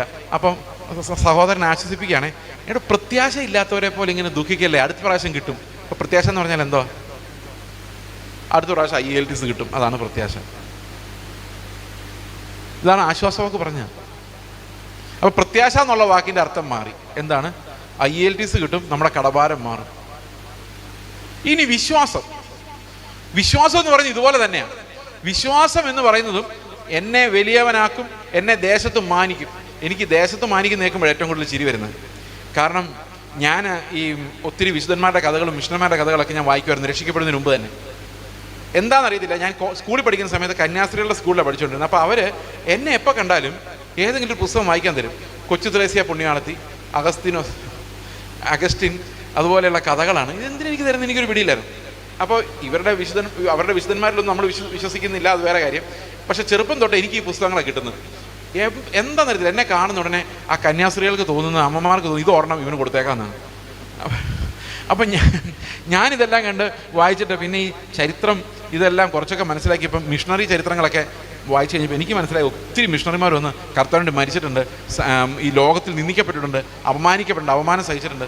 കർത്താവിൻ്റെ ദാസനായി മാറിക്കഴിഞ്ഞാൽ ഇതൊക്കെ സഹിക്കേണ്ടി വരും, ആളുകൾ നിന്ദിക്കും, അപമാനിക്കും, ഉപേക്ഷിക്കും എന്നൊക്കെ വിശ്വസിച്ചുകൊണ്ടാണ് ഞാൻ ശരിക്കും സ്നാനപ്പെടുന്നത്. സ്നാനപ്പെട്ട് സഭയിൽ കയറി ഞാൻ ബാക്കിൽ ഭിത്തിയിൽ ചാരിയിരിക്കും. അന്ന് കസേരകളൊന്നുമില്ല ചർച്ചിൽ.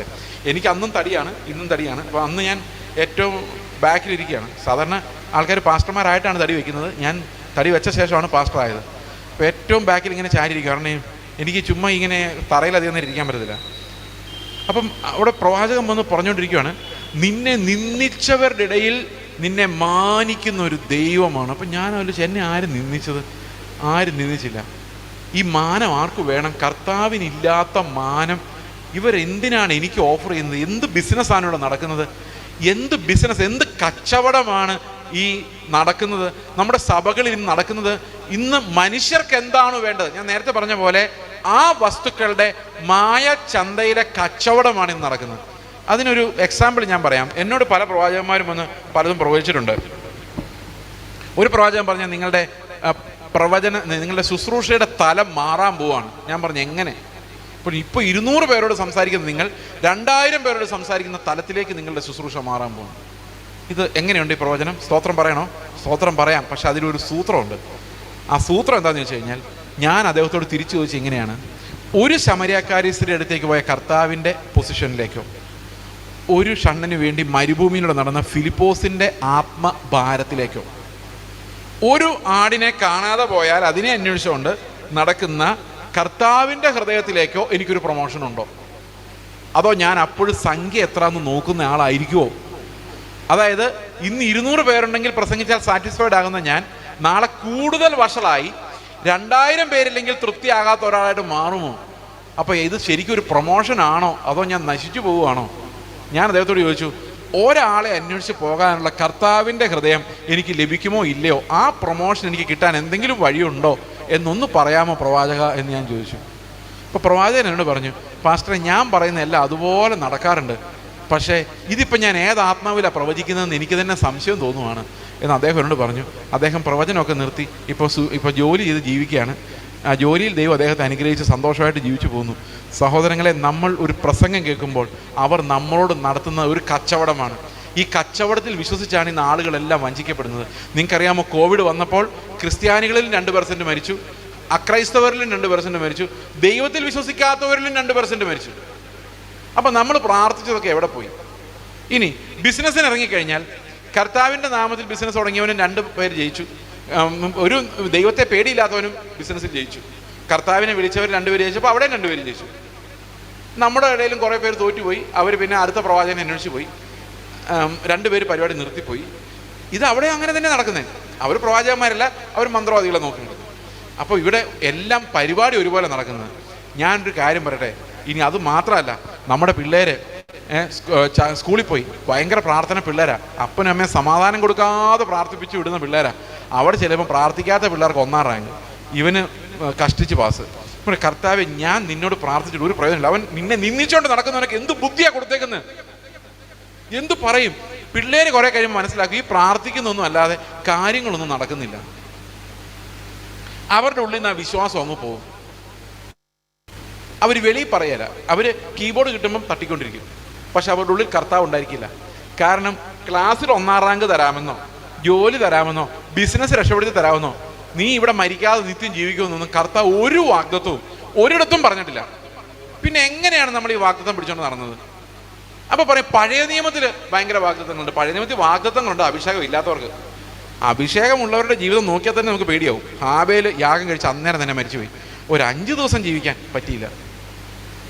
അപ്പൊ തന്നെ പോയ ആള് ഏറ്റവും നല്ല യാഗം കഴിച്ച ആളാണ്. ഇപ്പോഴും ഹാബേലിന്റെ രക്തം നമ്മളോട് സംസാരിക്കുന്നുണ്ട്, നീതിമാന്റെ രക്തം. ആ നീതിമാൻ അത്രയും നല്ല യാഗം കഴിച്ചിട്ട് ഒരു ദിവസം ജീവിക്കാൻ പുള്ളിക്ക് പറ്റിയില്ല. മോശയുടെ കാര്യമല്ലേ ചോദിക്കേ, കനാൻ ദേശത്തേക്ക് ചെന്നില്ല. വിശ്വാസ വീരനും പ്രവാചകനും ലോകിവറുമായ മോശയ്ക്ക് എന്താ സംഭവിച്ചത്? ഇനി പ്രവാചകന്മാരുടെ കാര്യമല്ലോ ചോദിക്കുക, ഒരൊറ്റ ആൾ പോലും സമാധാനമായിട്ട് വീട്ടിൽ കിടന്നുറങ്ങി മരിച്ചിട്ടില്ല. ഇരമ്യാവും യെശയ്യാവും യെഹെസ്കേലും ഓശയും അവർക്ക് എന്ത് സംഭവിച്ചെന്ന് പോലും നമുക്ക് അറിയാൻ വയ്യാത്തതുപോലെ അവർ പലരും കല്ലേറ് കൊണ്ടും അവിടെ ഇവിടെയും കിടക്കുമായിരുന്നു. ആരാണ് പഴയ നിയമത്തിൽ ലോകത്തിന്റെ സുഖം അനുഭവിച്ചത്? ആരാണ് പുനരുത്ഥാനത്തെ അല്ലാതെ ലോകത്തിന്റെ അനുഗ്രഹങ്ങളെ നോക്കിക്കൊണ്ടിരുന്ന ഒരൊറ്റ പ്രവാചകൻ, ഒരൊറ്റ ശുശ്രൂഷകൻ പഴയ നിയമത്തിലുണ്ടോ? ഇല്ല. ലോകപരമായ അനുഗ്രഹത്തിന് വേണ്ടി കാത്തിരുന്ന ഒരൊറ്റ ഭക്തൻ പഴയ നിയമത്തിലില്ല. അവരാരും ഈ ലോകത്തിലുള്ളത് കാംക്ഷിച്ചില്ല. അപ്പൊ നമ്മളോട് ദൈവം പറയാത്ത വാഗ്ദത്തങ്ങളാണ് നമ്മൾ മുറുകെ പിടിച്ചുകൊണ്ടിരിക്കുന്നത്. അതാണ് ഇന്ന് നമ്മുടെ സഭകൾക്ക് പറ്റിയ ഏറ്റവും വലിയ പ്രശ്നം എന്ന് പറയുന്നത്. ദൈവം നമുക്ക് തരാത്ത വാഗ്ദത്തങ്ങൾ ഈ പാസ്റ്റർമാർ നമുക്ക് തരുക. അതെങ്ങനെയാണെന്ന് ഇത് ഭയങ്കര ബിസിനസ്. അത് 10% നമ്മൾ കർത്താവിനെ എങ്ങനെയാക്കി മാറ്റിയിരിക്കുന്നു ചോദിച്ചു കഴിഞ്ഞാൽ, കർത്താവ് നമ്മുടെ ബിസിനസ് റെഡിയാക്കി തരും, 10% കൊടുത്താൽ മതി. So he works like A commission agent. Okay, നമ്മൾ 2 പേര് പാർട്ട്നേഴ്സായിട്ട് ഒരു ചായക്കട തുടങ്ങിയാൽ 50% വീതിക്കണം. പക്ഷെ കർത്താവാണെങ്കിൽ 50% വേണ്ട, 10% മതി. വേറൊരു ഭാഷയിൽ പറഞ്ഞാൽ, പത്രോസ് മീൻ പിടിക്കാൻ പോകുമ്പം കർത്താവ് മീൻ പിടിക്കാൻ സഹായിക്കും, പക്ഷെ 10 മീൻ കർത്താവ് എടുക്കും. ഇനിയും വേറൊരു ഭാഷയിൽ പറഞ്ഞാൽ, കർത്താവിനോട് ഞാൻ പറയാണ്, കർത്താവെ ഞാൻ മീൻ പിടിക്കാൻ ഇറങ്ങുകയാണ്, അപ്പോൾ നീ എനിക്ക് എന്ത് തരും? ഞാൻ പറയും 10 100 പിടിച്ചാൽ 10 തരാം. എന്നാൽ ഞാൻ നിൻ്റെ കൂടെ ഉണ്ട്, എനിക്ക് 10 തരണേ. ഈ കർത്താവിനെ കണ്ടിട്ട് നമ്മുടെ കർത്താവായിട്ട് തോന്നുന്നുണ്ടോ? ഇതൊരു ബിസിനസ്സാണ്. ഈ ബിസിനസ്സിൽ ആകെ ഒരാൾ മാത്രം ലാഭം ഉണ്ടാക്കുന്നുള്ളൂ, അയാളെയാണ് നമ്മൾ ഇടനിലക്കാരൻ എന്ന് വിളിക്കുന്നത്. നമ്മൾ പിന്നെ മതം തലക്കി പിടിച്ചവരെല്ലാം ഒരിത്തിരി മന്ദത ഉള്ളവരായതുകൊണ്ട് അവരിതൊന്നും ഗ്രഹിക്കാതെ ഇതിൻ്റെ പുറകെ പൊക്കോളൂ എന്ന് അവർക്കും അറിയാം. അതുകൊണ്ട് പ്രിയ സഹോദരങ്ങളെ, കർത്താവിൻ്റെ നാമത്തിൽ ഇന്ന് ഏറ്റവും കൂടുതൽ കച്ചവടങ്ങൾ നടക്കുന്നത് നമ്മുടെ ഇടയിലായതുകൊണ്ടും കൂടെയാണ് കർത്താവ് ഇപ്പോൾ കൃപാവരങ്ങളെ അയക്കാത്തതെന്ന് ഞാൻ പലപ്പോഴും തോന്നിയിട്ടുണ്ട് എനിക്ക്. കാരണം എന്തെങ്കിലും ഒരു കൃപാവരം അയച്ചു കഴിഞ്ഞാൽ അയാൾ ആ നാട്ടിൽ ഏറ്റവും വലിയ മുതലാളിയായി മാറുന്നതാണ് നമ്മൾ ഇന്ന് കാണുന്നത്. അപ്പോൾ ഉപദേശ രൂപവും നമുക്ക് നഷ്ടപ്പെട്ടു. വേറൊരു ക്രിസ്തുവിലേക്ക്, അതാണ് ഇതിനകത്ത് ഏറ്റവും വലിയ പ്രശ്നം. ഈ അന്ത്യകാലത്ത് വേറൊരു ക്രിസ്തുവിലേക്ക് ജനം ആകർഷിക്കപ്പെടുന്നു, വേറൊരു രാജ്യത്തിലേക്ക്. ഓക്കെ, അതിൻ്റെ ഒരു ഉദാഹരണം പറഞ്ഞു കഴിഞ്ഞാൽ, ഞാൻ ഈ പറഞ്ഞ അഭിഷിക്തൻ എന്നുള്ള വാക്കുണ്ടല്ലോ, അത് ക്രിസ്റ്റോസിന് പകരം നിൽക്കുന്നതാണ്. ഈ ഇടനിലക്കാർ നിങ്ങളെ ക്രിസ്തുവിലേക്കാണോ നയിക്കുന്നത്? അല്ല, അവർ നിങ്ങളെ നയിക്കുന്നത് ലോകത്തിലേക്കാണ്. അവർ എതിർ ക്രിസ്തുവിനെ സൂചിപ്പിക്കുന്ന അഭിഷേകത്തെക്കുറിച്ചാണ് സംസാരിക്കുന്നത്. അതുകൊണ്ട് തന്നെ സഹോദരങ്ങളെ, ഇന്ന് സഭയ്ക്കകത്തുള്ള അന്യഭാഷകളെ പോലും എനിക്ക് സത്യം പറഞ്ഞാൽ ഞാൻ ഉത്കണ്ഠയോടുകൂടിയാണ് നോക്കുന്നത്. അതിൻ്റെ കാരണം എന്താണെന്നറിയോ? ഈ അന്യഭാഷ പറയുന്നവർക്കും പ്രത്യാശയില്ല. ആത്മാവെന്ന ആദ്യ ദാനം ഉള്ളിൽ വരുമ്പോഴേ കർത്താവിന് വേണ്ടി നമ്മൾ ഞരങ്ങിക്കൊണ്ടിരിക്കും. അതാണ് ആത്മാവിൻ്റെ ഒന്നാമത്തെ പ്രവൃത്തി. ആത്മാവെന്ന ആദ്യ ദാനം ലഭിച്ചവരായ നാമും നമ്മുടെ ശരീരത്തിൻ്റെ വീണ്ടെടുപ്പായ പുത്രത്വത്തിനു വേണ്ടി കാത്തുകൊണ്ട് ഉള്ളിൽ ഞരങ്ങും. ആ ഞരക്കമാണ് ആത്മാവുണ്ടെന്നുള്ളതിൻ്റെ തെളിവ്. ഇന്ന് ഏതെങ്കിലും ഒരു സഭയിൽ പോയി ആരോ കൈവച്ചപ്പോൾ ആത്മാവ് കിട്ടിയെന്ന് പറഞ്ഞുകൊണ്ട് സഹോദരങ്ങളെ, അത് ആത്മാവാകണമെന്ന് യാതൊരു നിർബന്ധവുമില്ല. അബ്ബാ പിതാവേ എന്ന് വിളിക്കാനുള്ള ധൈര്യവും പുത്രത്വത്തിൻ്റെ അവകാശവും പ്രത്യാശയുടെ നിശ്ചയവും നിങ്ങൾക്കില്ലെങ്കിൽ നിങ്ങൾ പ്രാപിച്ചിരിക്കുന്ന ആത്മാവ് വെറുതെ ഒരു മനുഷ്യൻ്റെ എക്സ്റ്റസിയിൽ ഉണ്ടായതായിരിക്കാനുള്ള സാധ്യതയുണ്ട്. കാരണം ഒരു കൃപാവരങ്ങളും ഇന്ന് കാണുന്നില്ലാത്തത് കൊണ്ട് ഇതും അങ്ങനെ ആകാനുള്ള സാധ്യത ഞാൻ കാണുന്നുണ്ട്. നിങ്ങൾക്കറിയാം, ഒരു 50 വർഷം മുമ്പായിരുന്നെങ്കിൽ നമുക്ക് പറയാമായിരുന്നു, ഓക്കെ അയാൾ അന്യഭാഷ പറയുന്നുണ്ട്, ഓക്കെ അയാൾ വിശ്വാസിയാണ്. കാരണം അയാൾ എഴുതുന്ന പാട്ടുകൾ പ്രത്യാശയാണ്. അയാൾ കാത്തിരിക്കുന്നത് കർത്താവ് വരാൻ വേണ്ടിയാണ്. ഈ കർത്താവിൻ്റെ തേജസ്സിന് വേണ്ടി കാത്തിരിക്കുന്ന ഒരാൾക്ക് ലോകത്തിൻ്റെ ആത്മാവ് ഉണ്ടായിരിക്കില്ല ഒരിക്കലും. കാരണം ലോകത്തിൻ്റെ ആത്മാവുള്ള ഒരാൾക്ക് ഒരിക്കലും കർത്താവിൻ്റെ തേജസ്സിന് വേണ്ടി കാത്തിരിക്കാനോ ആഗ്രഹിക്കാനോ പറ്റത്തില്ല. ഇപ്പം ഞാൻ ഇത്രയും പ്രസംഗിക്കുന്നത് നിങ്ങൾ കേട്ടാലും നിങ്ങളുടെ ഉള്ളിൽ എനിക്ക് യേശുവിൻ്റെ തേജസ് മതി, ഈ ലോകം വേണ്ട എന്ന് നിങ്ങൾ വീണ്ടും ജനിച്ചവരല്ലെങ്കിൽ തോന്നൂല. നിങ്ങൾക്കിത് കഴിയുമ്പോൾ മടുപ്പ് തോന്നും. ഈ മനുഷ്യന് പറയുന്നത് ഈ ലോകത്തൊന്നും വേണ്ടാന്നാണോ, ഇവിടെ ഇല്ലാതെ എങ്ങനെ നമ്മൾ ജീവിക്കും എന്നിങ്ങനെയുള്ള എക്സിസ്റ്റൻഷ്യൽ ചോദ്യങ്ങളിലേക്ക് നിങ്ങൾ തിരിയും. കാരണം നിങ്ങളുടെ ഉള്ളിൽ ആത്മാവല്ല സംസാരിക്കുന്നത്, ഈ ലോകത്തിലുള്ള അനുദിന ചിന്തകളാണ്, ചിന്താകുലങ്ങളാണ് സംസാരിക്കുന്നത്. അതുപോലെ ഉപജീവന ചിന്തകളാൽ നമ്മൾ പിടിക്കപ്പെട്ടിരിക്കുന്നത് കൊണ്ട് ശുശ്രൂഷകൾ മുഴുവൻ ഉപജീവന ചിന്തകളിലേക്ക് തിരിഞ്ഞിരിക്കുന്നു എന്നുള്ളതാണ്. എനിക്ക് ലഭിച്ച ഏറ്റവും വലിയ ഭാഗ്യം എന്ന് പറയുന്നത്, ഞാൻ രക്ഷിക്കപ്പെടുന്ന സമയത്ത് എന്നോട് വചനം സംസാരിച്ച ആൾ കൃത്യമായിട്ട് ആ പ്രത്യാശ എന്താണ് എന്നോട് പറഞ്ഞുകൊണ്ടാണ് സുവിശേഷം പറഞ്ഞത്. എനിക്ക് ലഭിച്ച വാഗ്ദത്തങ്ങൾ കൃത്യമായിരുന്നു. അന്നും ഇന്നും എൻ്റെ ഉള്ളിൽ ആ വാഗ്ദത്തങ്ങൾക്ക് ഒരു മങ്ങലും ഏറ്റിട്ടില്ല. ഞാൻ എപ്പോഴും പെർഫെക്റ്റ് ആയിട്ട് ജീവിച്ച ഒരാളൊന്നും അല്ല, ഇതിനിടയിലൊക്കെ ഒത്തിരി അടുത്ത് വഴിതെറ്റി പോയിട്ടുണ്ട്. പക്ഷേ ആ പ്രത്യാശ എന്ന് പറയുന്ന ഒരു കാര്യം എൻ്റെ ഹൃദയത്തിൽ അന്നും ഇന്നും ഫിക്സ്ഡ് ആയതുകൊണ്ട് എപ്പോഴും മടങ്ങി കർത്താവിൻ്റെ അടുത്തേക്ക് ചെല്ലാനുള്ള നങ്കൂരം അവിടെ കിടപ്പുണ്ടായിരുന്നു. എന്നോട് സുവിശേഷം പറഞ്ഞാൽ ഇങ്ങനെയാണ് എന്നോട് ചോദിച്ചത്. ഞാൻ പലപ്പോഴും ഇത്തിരി അകലത്തിലൊക്കെ പലതിനെയും കുറിച്ച് ചിന്തിച്ചിട്ടുണ്ട്. ഓക്കെ, ഞാൻ ഒരിക്കലും ഇങ്ങനെ ബസ്സിൽ പോകുമ്പോൾ ഞാൻ ആലോചിച്ചിട്ടുണ്ട്, എൻ്റെ കർത്താവ്, ഞാൻ എന്തുമാത്രം നിൻ്റെ അടുത്ത് ജീവിച്ചിരുന്ന ഒരാളാണ്, ഇപ്പോൾ എത്രയോ ദൂരെ ഞാൻ ആയിപ്പോയി, എനിക്കിനി എന്തെങ്കിലും നിന്നോട് അങ്ങനെ ഒരു അടുപ്പം എനിക്ക് ഉണ്ടാകുമോ എന്ന് ഞാൻ പലപ്പോഴും കർത്താവിനോട് ചോദിച്ചിട്ടുണ്ട്. പക്ഷേ പിന്നീട് കർത്താവ് എനിക്കത് തിരിച്ചു തന്നു. എങ്കിൽ പോലും ഞാൻ സ്വർഗത്തിൽ പോകുമെന്നും കർത്താവ് എന്നെ കൈവിടില്ലെന്നും എൻ്റെ പ്രത്യാശ നിത്യമാണെന്നുള്ള കാര്യത്തിൽ എനിക്കൊരു സംശയം ഉണ്ടായിട്ടില്ല. കാരണം എന്നോട് അന്ന് രക്ഷിക്കപ്പെടുന്ന സമയത്ത് എന്നോട് ആ ആൾ ചോദിച്ചത് എങ്ങനെയാണ്, ചെയ്സേ നീ ഇപ്പം മരിച്ചാൽ സ്വർഗത്തിൽ പോകുമോ, ഇതാണ് ചോദ്യം. ഞാൻ പറഞ്ഞു എനിക്കറിയത്തില്ല. അപ്പോൾ അദ്ദേഹം പറഞ്ഞു, നീ രക്ഷിക്കപ്പെട്ടിട്ടില്ല, നീ രക്ഷിക്കപ്പെട്ടാൽ നിനക്കൊരു ഉറപ്പുണ്ടാകും, ഒരു ധൈര്യമുണ്ടാകും, ഞാൻ സ്വർഗത്തിൽ പോകും, ഞാൻ കർത്താവിൻ്റെ മുഖത്ത് നോക്കും, അവനെ അതേ തേജസ്സോട് കൂടി കാണും. ഇതാണ് ആത്മാവ് നമ്മുടെ ഉള്ളിൽ തരുന്ന ഒന്നാമത്തെ feeling, a yearning to see the Lord. എൻ്റെ വീണ്ടെടുപ്പുകാരനെ കാണാനുള്ള, അവൻ്റെ തേജസ്സോടെ അവൻ്റെ മുൻപിൽ നിൽക്കാനുള്ള ആഗ്രഹം നിങ്ങളുടെ ഉള്ളിലൊരു ഞരക്കമായി വരുന്നില്ലെങ്കിൽ, നിങ്ങൾ എത്ര അന്യഭാഷ പറഞ്ഞാലും, നിങ്ങൾ എന്ത് അത്ഭുതങ്ങൾ കാണിക്കുന്നതായി തോന്നിയാലും, നിങ്ങളുടെ ഉള്ളിൽ ദൈവത്തിൻ്റെ ആത്മാവില്ല എന്നുള്ളതാണ് സത്യം. കാരണം ലോകത്തിന് വേണ്ടി ഞരങ്ങുന്നവർ, ലോകത്തിൻ്റെ മോഹങ്ങൾക്ക് വേണ്ടി ഓടുന്നവർ, പ്രസംഗിക്കുന്നവർ ദൈവത്തിൻ്റെ ആത്മാവിനാൽ നിറഞ്ഞവരല്ല, അവർ ലോകത്തിൻ്റെ ആത്മാവിനാൽ നിറഞ്ഞവരാണ്. ഇതാണ് സഭയ്ക്ക് സംഭവിച്ചിരിക്കുന്ന വലിയൊരു പ്രശ്നം. കാരണം ഇന്ന് ശുശ്രൂഷകരിൽ പല ആളുകളും ലോകത്തിൻ്റെ ആത്മാവിനാൽ നിറഞ്ഞവരാണ്. അവർക്ക് ദൈവത്തിൻ്റെ വചനങ്ങൾ അസഹ്യമാണ്. എനിക്കറിയാം, വ്യക്തിപരമായിട്ട് അറിയാം. അതായത് കർത്താവിൻ്റെ ക്രൂശിൻ്റെ വചനം കേൾക്കുമ്പോൾ 1 മണിക്കൂർ എന്നൊക്കെ പറഞ്ഞ് പിടിച്ചിരിക്കാൻ പറ്റത്തില്ല, അത് സഹിക്കാൻ പറ്റത്തില്ല. കാരണം ഇതൊന്ന് അവസാനിച്ച് കിട്ടിയ എഴുന്നേറ്റ് ഓടായിരുന്നു തോന്നുന്നു. കാരണം the spirit inside dum rebels against the word of God. ആത്മാവ് വെളിപ്പെടുത്തുന്നതിനോട് ഉള്ളിലുള്ള ആ ലോക സ്നേഹിയായ ആ പഴയ ജഡം ശക്തമായിട്ട് റിബൽ ചെയ്യുന്നതാണ് നമ്മൾ കാണുന്നത്. അതുകൊണ്ട് ഇന്ന് പ്രത്യാശയുടെ പാട്ടുകൾ പാടാൻ വരെ ആൾക്കാർക്ക് പേടിയാണ്. ഇന്ന് നമ്മുടെ ക്രിസ്ത്യൻ ഫെയ്ത്ത് എവിടെ പോയി നിൽക്കുന്നതെന്ന് ആലോചിച്ച് നോക്കി. നമുക്കൊന്നുമില്ലാത്തൊരവസ്ഥയിലേക്ക് പോയിക്കൊണ്ടിരിക്കുകയാണ്. നമുക്ക് പുറമേ ഉള്ള കുറേ സ്ട്രക്ചറുകളല്ലാതെ, ആന്തരികമായ ആത്മാവിൻ്റെ ഒരു പ്രവൃത്തിയും ഇല്ലാതെ നമ്മൾ ശുഷ്കമായി പോയിക്കൊണ്ടിരിക്കുന്ന ഒരു കാലഘട്ടം. അന്ത്യകാലത്ത് വലിയൊരു വരൾച്ചയിലേക്ക് ഈ സഭകൾ നീങ്ങിക്കൊണ്ടിരിക്കുന്നുവെന്ന് ദൈവത്തിൻ്റെ ആത്മാവ് നമ്മളെ കാണിച്ചു തരുന്നുണ്ട്. ഒരിടത്തും വചനം കേൾക്കാനില്ലാത്ത ഒരു കാലഘട്ടം, ഒരിടത്തും കർത്താവ് ഉയർത്തപ്പെടാത്ത ഒരു കാലഘട്ടം, ഒരിടത്തും പത്യവചനം വേണ്ടാതെ പോകുന്ന, ആർക്കും വേണ്ടാതെ പോകുന്ന ഒരു കാലഘട്ടം നമ്മുടെ തൊട്ടു മുമ്പിലുണ്ട്. അതിപ്പോൾ നടന്നുകൊണ്ടേയിരിക്കുന്നു. ആ ഒരു വലിയ വിശ്വാസ ത്യാഗത്തിൻ്റെ നടുവിലാണ് നമ്മൾ ഇന്ന് ജീവിച്ചുകൊണ്ടിരിക്കുന്നത്. എങ്ങനെ രക്ഷപ്പെടുമെന്നുള്ള ഒറ്റ കാര്യത്തോടെ പറഞ്ഞിട്ട് നമുക്ക് അവസാനിപ്പിക്കാം. അത് പറയാതെ ഞാൻ പോയി കഴിഞ്ഞാൽ എനിക്കും വിഷമമാവും, നിങ്ങൾക്കും വിഷമമാവും. നമ്മൾ വണ്ടി ഓടിച്ച് വീട് വരെ ചെല്ലേണ്ടതല്ലേ. അതുകൊണ്ട് സമാധാനമായിട്ട് കിടന്ന് ഉറങ്ങണ്ടേ. നേരം വെളുത്ത് എഴുന്നേറ്റ് കർത്താവ് അനുവദിച്ചാൽ കർത്താവിന് വേണ്ടി ജീവിക്കണമല്ലോ.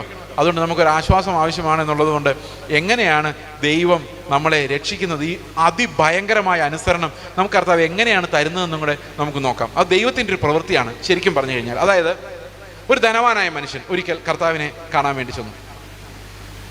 അവന് ദൈവരാജ്യത്തിൽ പ്രവേശിക്കണമായിരുന്നു. അപ്പോൾ ഈ ധനവാനായ മനുഷ്യൻ കർത്താവിനെ വിളിച്ച് ദൈവരാജ്യത്തിൽ പ്രവേശിക്കാൻ എന്താ ചെയ്യേണ്ടത്? അപ്പോൾ കർത്താവ് പറഞ്ഞു, കൽപ്പനകളെ അനുസരിക്കുക. അവൻ പാവം കൽപ്പനകളുടെ പുറമേ ഉള്ളത് മാത്രമേ കണ്ടിട്ടുള്ളൂ. അവൻ്റെ അകമയുള്ള കാര്യം അവൻ ചിന്തിച്ചില്ല. അവൻ പറഞ്ഞു, ഞാൻ ഈ കൽപ്പനകളെല്ലാം ചെറുപ്പം തൊട്ട് അനുസരിക്കുന്നുണ്ട്. That means what can be seen outside. അതായത് ന്യായപ്രമാണത്തിൻ്റെ പ്രമാണങ്ങൾ, അതാണ് അവൻ കൽപ്പനകളായിട്ട് കണ്ടത്. അപ്പോൾ കർത്താവ് അവനെ നോക്കി, അവനെ സ്നേഹിച്ചു. പാവം ആത്മാർത്ഥമായിട്ടാണ് ഈ അനുസരിക്കുന്നത്. കർത്താവ് കൊണ്ട് പറഞ്ഞു, ഒരു കുറവ് നിനക്കുണ്ട്, നീ നിനക്കുള്ളതെല്ലാം വിറ്റ് ദരിദ്രർക്ക് കൊടുത്തിട്ട് എന്നെ അനുഗമിക്കുക. അപ്പോൾ അവന് വളരെ സമ്പത്തുള്ളവനായതുകൊണ്ട് അവൻ ദുഃഖിച്ച് കടന്നുപോയി. അത് കഴിഞ്ഞപ്പോൾ ശിഷ്യന്മാർ കർത്താവിനോട് അടുത്ത് ചെന്നപ്പോൾ കർത്താവ് പറഞ്ഞു, ധനവാൻ ദൈവരാജ്യത്തിൽ കിടക്കുന്നതിനേക്കാളും എളുപ്പം ഒട്ടകം സൂചിക്കുഴയിലൂടെ കിടക്കുന്നതാണ്. അപ്പം നമുക്ക് ഈ വാക്യം കേൾക്കുമ്പോൾ നമുക്ക് എന്താ മനസ്സിൽ വരുന്നത്? ഒരു ധനവാനും ഒരിക്കലും ദൈവരാജ്യത്തിൽ പോകില്ല. കാരണം സൂചിക്കുഴയിൽ ഒട്ടകം കിടക്കുക എന്ന് പറഞ്ഞു കഴിഞ്ഞാൽ നമുക്ക് ആലോചിക്കാൻ പറ്റുന്നൊരു കാര്യമല്ല. ഒട്ടകം പോയിട്ട് ഒരു നൂല് പോലും കടത്താൻ സാധിക്കാത്തൊരു സൂചിക്കുഴയിൽ എങ്ങനെയാണ് ഒരു ഒട്ടകം പോകുന്നത്? അപ്പോൾ കർത്താവ് പറഞ്ഞു, ധനവാൻ ദൈവരാജ്യത്തിൽ പോകുന്നതിനേക്കാൾ എളുപ്പം ഒരൊട്ടകം ആ സൂചിക്കുഴലിലൂടെ പോകുന്നതാണ്. അപ്പോൾ നമുക്ക് എന്താ തോന്നിയത്? നിങ്ങൾക്ക് എന്താ തോന്നി? ഒരു ധനവാൻ ഒരിക്കലും സ്വർഗത്തിൽ പോയില്ല. പക്ഷേ ശിഷ്യന്മാർക്ക് അങ്ങനെയല്ല തോന്നിയത്.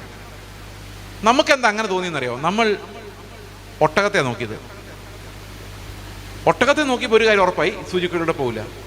അപ്പോൾ ശിഷ്യന്മാർ ഒട്ടകത്തെ അല്ല നോക്കിയത്, ശിഷ്യന്മാർ സൂചിക്കുഴയാണ് നോക്കിയത്. അപ്പോൾ ശിഷ്യന്മാർക്കൊരു കാര്യം മനസ്സിലായി, ഒട്ടകവും പോകില്ല, നമ്മൾ ആരും പോകില്ല. കാരണം ഇത് എത്രയേ ഉള്ളൂ, ഈ സൂചിക്കുഴയിൽ ഒട്ടകം കിടക്കില്ല എന്നുള്ളത് ശരിയാണ്. നമ്മൾ പ്രാർത്ഥിക്കുമ്പോൾ നമ്മൾ പറയല്ലോ, ഒരു പുഴുവിനെ പോലെ ഏൽപ്പിക്കുന്നു, ഒരു പൊടിയെ പോലെ ഏൽപ്പിക്കുന്നു, ഈ പുഴു കടന്നു പോകും അതിനകത്തോടെ. നമ്മൾ കാണുന്ന ഒരു പുഴുവും കയറില്ല, വേണമെങ്കിൽ വല്ല അതിനേക്കാളൊക്കെ മൈന്യൂട്ടായിട്ടുള്ള എന്തെങ്കിലുമൊക്കെ പോയിരിക്കും. പക്ഷെ നമ്മൾ അറ്റ്ലീസ്റ്റ് ഒരു പുഴുവെങ്കിലും ആണല്ലോ, ഒരു പാറ്റയെങ്കിലും ആണല്ലോ. ഇതൊന്നും ഈ സൂചിക്കുഴയുടെ കിടക്കില്ല. അപ്പോൾ ശിഷ്യന്മാർ ചോദിക്കുന്നൊരു ചോദ്യം എന്നറിയോ? ഇത് സൂചിക്കുഴ പോലെയാണ് സ്വർഗത്തിൽ പോകുന്നതെങ്കിൽ, ദൈവരാജ്യത്തിൽ പ്രവേശിക്കുന്നതെങ്കിൽ ആര് കടക്കുമെന്ന്? നമ്മുടെ കാര്യം എല്ലാം പ്രശ്നമാണല്ലോ എന്നാണ് ശിഷ്യന്മാർ പറയുന്നത്. നമുക്ക് പണക്കാരുടെ കാര്യം മാത്രം പ്രശ്നമെന്നല്ലേ തോന്നിയുള്ളൂ. നമ്മൾ പാവങ്ങളകത്ത് കിടക്കുന്നതന്നെയല്ലേ നമ്മൾ വിചാരിച്ചിരിക്കുന്നത്, അല്ലേ? പക്ഷേ ശിഷ്യന്മാർക്ക് തോന്നിയത് പണക്കാർ പോകില്ലെന്നല്ല, ആരും പോകില്ല എന്നാണ്. കാരണം സൂചിക്കുഴ അത്ര വലിയൊരു ചലഞ്ചാണ്, ഒരു മനുഷ്യനും കിടക്കാൻ പറ്റില്ല. അത് തന്നെയാണ് കർത്താവ് നിക്കോദമോസിന് പറയുന്നത്. നിക്കോദമോസിന് പറയാണ്, നീ വീണ്ടും ജനിച്ചില്ല എങ്കിൽ ഈ സൂചിക്കുഴയുടെ കിടക്കാൻ നിന്നെ കൊണ്ട് സാധിക്കില്ല. അപ്പോൾ സൂചിക്കുഴയുടെ കിടക്കണമെങ്കിൽ എന്ത് ചെയ്യണം? വീണ്ടും ജനിക്കണം. ഈ വീണ്ടും ജനിക്കുക എന്ന് പറഞ്ഞാൽ എന്താണെന്ന് അവിടെ പറയുന്നത് ഇങ്ങനെയാണ്. ഞാൻ അതിന് മുഴുവൻ എക്സ്പ്ലെയിൻ ചെയ്യുന്നില്ല, നമ്മുടെ സമയം തീർന്നതുകൊണ്ട്. വീണ്ടും ജനനമെന്ന് അവിടെ പറയുന്നത് കാറ്റ് പോലെ ആകുന്നൊരവസ്ഥയാണ്. അവിടെ പറയുന്നത് വീണ്ടും ജനിച്ചവരെല്ലാം കാറ്റ് പോലെയാണെന്ന്. കാറ്റ് എവിടെ നിന്ന് വരുന്നെന്നും എങ്ങോട്ട് പോകുന്നു ആരും അറിയുന്നില്ല. നീ എൻ്റെ ശബ്ദം കേൾക്കുന്നുണ്ടെങ്കിലും. അപ്പോൾ ശരിക്കും പറഞ്ഞു കഴിഞ്ഞാൽ കാറ്റ് പോലെ ആയാൽ മാത്രമേ നമുക്ക് ഇതിലെ കിടക്കാൻ പറ്റുള്ളൂ, ഈ സൂചിക്കുഴയിലൂടെ കിടക്കാൻ പറ്റുള്ളൂ. അത് അത്രയും കട്ടിയേ നമുക്ക് ഉണ്ടാകാവുള്ളൂ, അതുപോലെ ലൈറ്റ് ആയിരിക്കണം എന്ന് പറഞ്ഞു കഴിഞ്ഞാൽ കാറ്റ് പോലെ ആവുക എന്ന് പറഞ്ഞതിൻ്റെ അർത്ഥം നമ്മളല്ല നമ്മളെ നിയന്ത്രിക്കുന്നത്, ആത്മാവാണ് നമ്മളെ നിയന്ത്രിക്കുന്നത്. അതുകൊണ്ട് എങ്ങോട്ട് നമ്മൾ പോകുമെന്നോ നാളെ എവിടെ ആയിരിക്കുമെന്നോ ഒന്നും നമുക്കറിയത്തില്ല. ദൈവത്തിൻ്റെ ആത്മാവ് നമ്മൾ പറയുന്ന പോലെ കാറ്റ് പോലെ എവിടെയും സഞ്ചരിക്കാനും എന്തു അനുസരിക്കാനും ഇതിലേ പോകാനും പറ്റിയ ഒരു നേച്ചർ ദൈവം നമുക്ക് തരും. ആ പുതിയ ജനനം, അങ്ങനെ നമുക്കൊരു ആത്മീക സ്വഭാവമുള്ളവരാക്കി നമ്മളെ മാറ്റി ആ കാറ്റ് പോലെ ആകുന്ന ഒരവസ്ഥയിൽ മാത്രമേ നമ്മൾ ഈ സൂചിക്കുഴയിലൂടെ കിടക്കുകയുള്ളൂ. അപ്പോൾ അതിൻ്റെ ഒരു വലിയൊരു പ്രോസസ്സിൻ്റെ മുമ്പിലാണ് നമ്മളെല്ലാവരും ഇരിക്കുന്നത്. അത് നമ്മൾ ചെയ്യുന്നൊരു പ്രവൃത്തിയല്ല, ദൈവത്തിന് സാധിക്കും. അതാ കർത്താവ് പറഞ്ഞത്, മനുഷ്യരാൽ അത് അസാധ്യമാണ്, ദൈവത്താൽ മാത്രമേ നമ്മളെ സൂചിക്കുഴയിലൂടെ കിടത്താൻ പറ്റുള്ളൂ. നിങ്ങൾ എത്ര പേര് വിശ്വസിക്കുന്നുണ്ടോ ഞാൻ ആ സൂചിക്കുഴയിലൂടെ കിടക്കുമെന്ന്? ഞാൻ വിശ്വസിക്കുന്നുണ്ട്. അത് എനിക്ക് കിടക്കാനുള്ള ടെക്നിക്കൊന്നും അറിയാൻ മേല, പക്ഷേ കർത്താവ് എന്നെ കാറ്റുപോലെയാക്കി അതിനകത്തോടെ കിടത്തിയിരിക്കുമെന്ന് ഞാൻ വിശ്വസിക്കുന്നു. അതൊരു ധൈര്യമാണ്. അബ്ബാ പിതാവേ എന്ന് വിളിക്കാൻ അവൻ എനിക്ക് പുത്രത്വത്തിൻ്റെ ആത്മാവിനെ തന്നിട്ടുണ്ടെങ്കിൽ അവൻ എന്നെ വിശുദ്ധീകരിച്ച് അവൻ്റെ മുമ്പിൽ നിർത്തുമെന്ന് ഞാൻ പൂർണ്ണമായിട്ടും വിശ്വസിക്കുന്നു. ഈ ഫെയ്ത്താണ് നമ്മളെ രക്ഷിക്കുന്നത്. നമ്മൾ എന്തിനു വേണ്ടി ആശിക്കുന്നോ അതിൻ്റെ ഉറപ്പാണ് വിശ്വാസം. എന്താണോ നമ്മൾ കാണാത്തത് അത് തീർച്ചയായിട്ടും സംഭവിക്കും എന്നുള്ള എൻ്റെ ഗ്യാരൻ്റിയാണ് എൻ്റെ വിശ്വാസം. അതുകൊണ്ട് സഹോദരങ്ങളെ, അന്ത്യകാലത്ത് നമ്മുടെ സഭകൾ അനുഭവിക്കുന്ന ഏറ്റവും വലിയ ക്ഷയം എന്ന് പറയുന്നത് അവസാനം പറഞ്ഞ ഈ കാര്യമാണ്. വീണ്ടും ജനിക്കുന്നവരില്ല, വിശ്വാസം ഉള്ളവരില്ല, വിശ്വാസം കണ്ടെത്തും. എന്നോട് പലരും ചോദിച്ചിട്ടുണ്ട്, എന്താണ് ഈ സഭകൾ നന്നാകാത്തത്? ഞാൻ പറഞ്ഞു, വീണ്ടും ജനിക്കാത്തത് കൊണ്ടാണ്, കാറ്റ് പോലുള്ള ആളുകളില്ലാത്തത് കൊണ്ടാണ്. എല്ലാവരും കല്ല് പോലെ ആകാൻ വേണ്ടി നടക്കുകയാണ്, സെറ്റിലാകാൻ വേണ്ടി. നിങ്ങൾ പ്രാർത്ഥിക്കുന്ന മുഴുവൻ കല്ല് പോലെ എവിടെയെങ്കിലും സെറ്റിലായിട്ടിരിക്കാൻ വേണ്ടിയാണ്. പിള്ളേരെല്ലാം കാനഡയിലോ ഇംഗ്ലണ്ടിലോ അവിടെയെല്ലാം പോയവർ അതിനേക്കാൾ സ്പീഡ് തിരിച്ചു വരുന്നൊരു കാലം വന്നുകൊണ്ടിരിക്കുകയാണ്. പക്ഷെ അവിടെ എല്ലാം പോയി എങ്ങനെയെങ്കിലും കല്ല് പോലെ സെറ്റിലാകണം. സെറ്റിലാകാൻ സഹായിക്കണേ.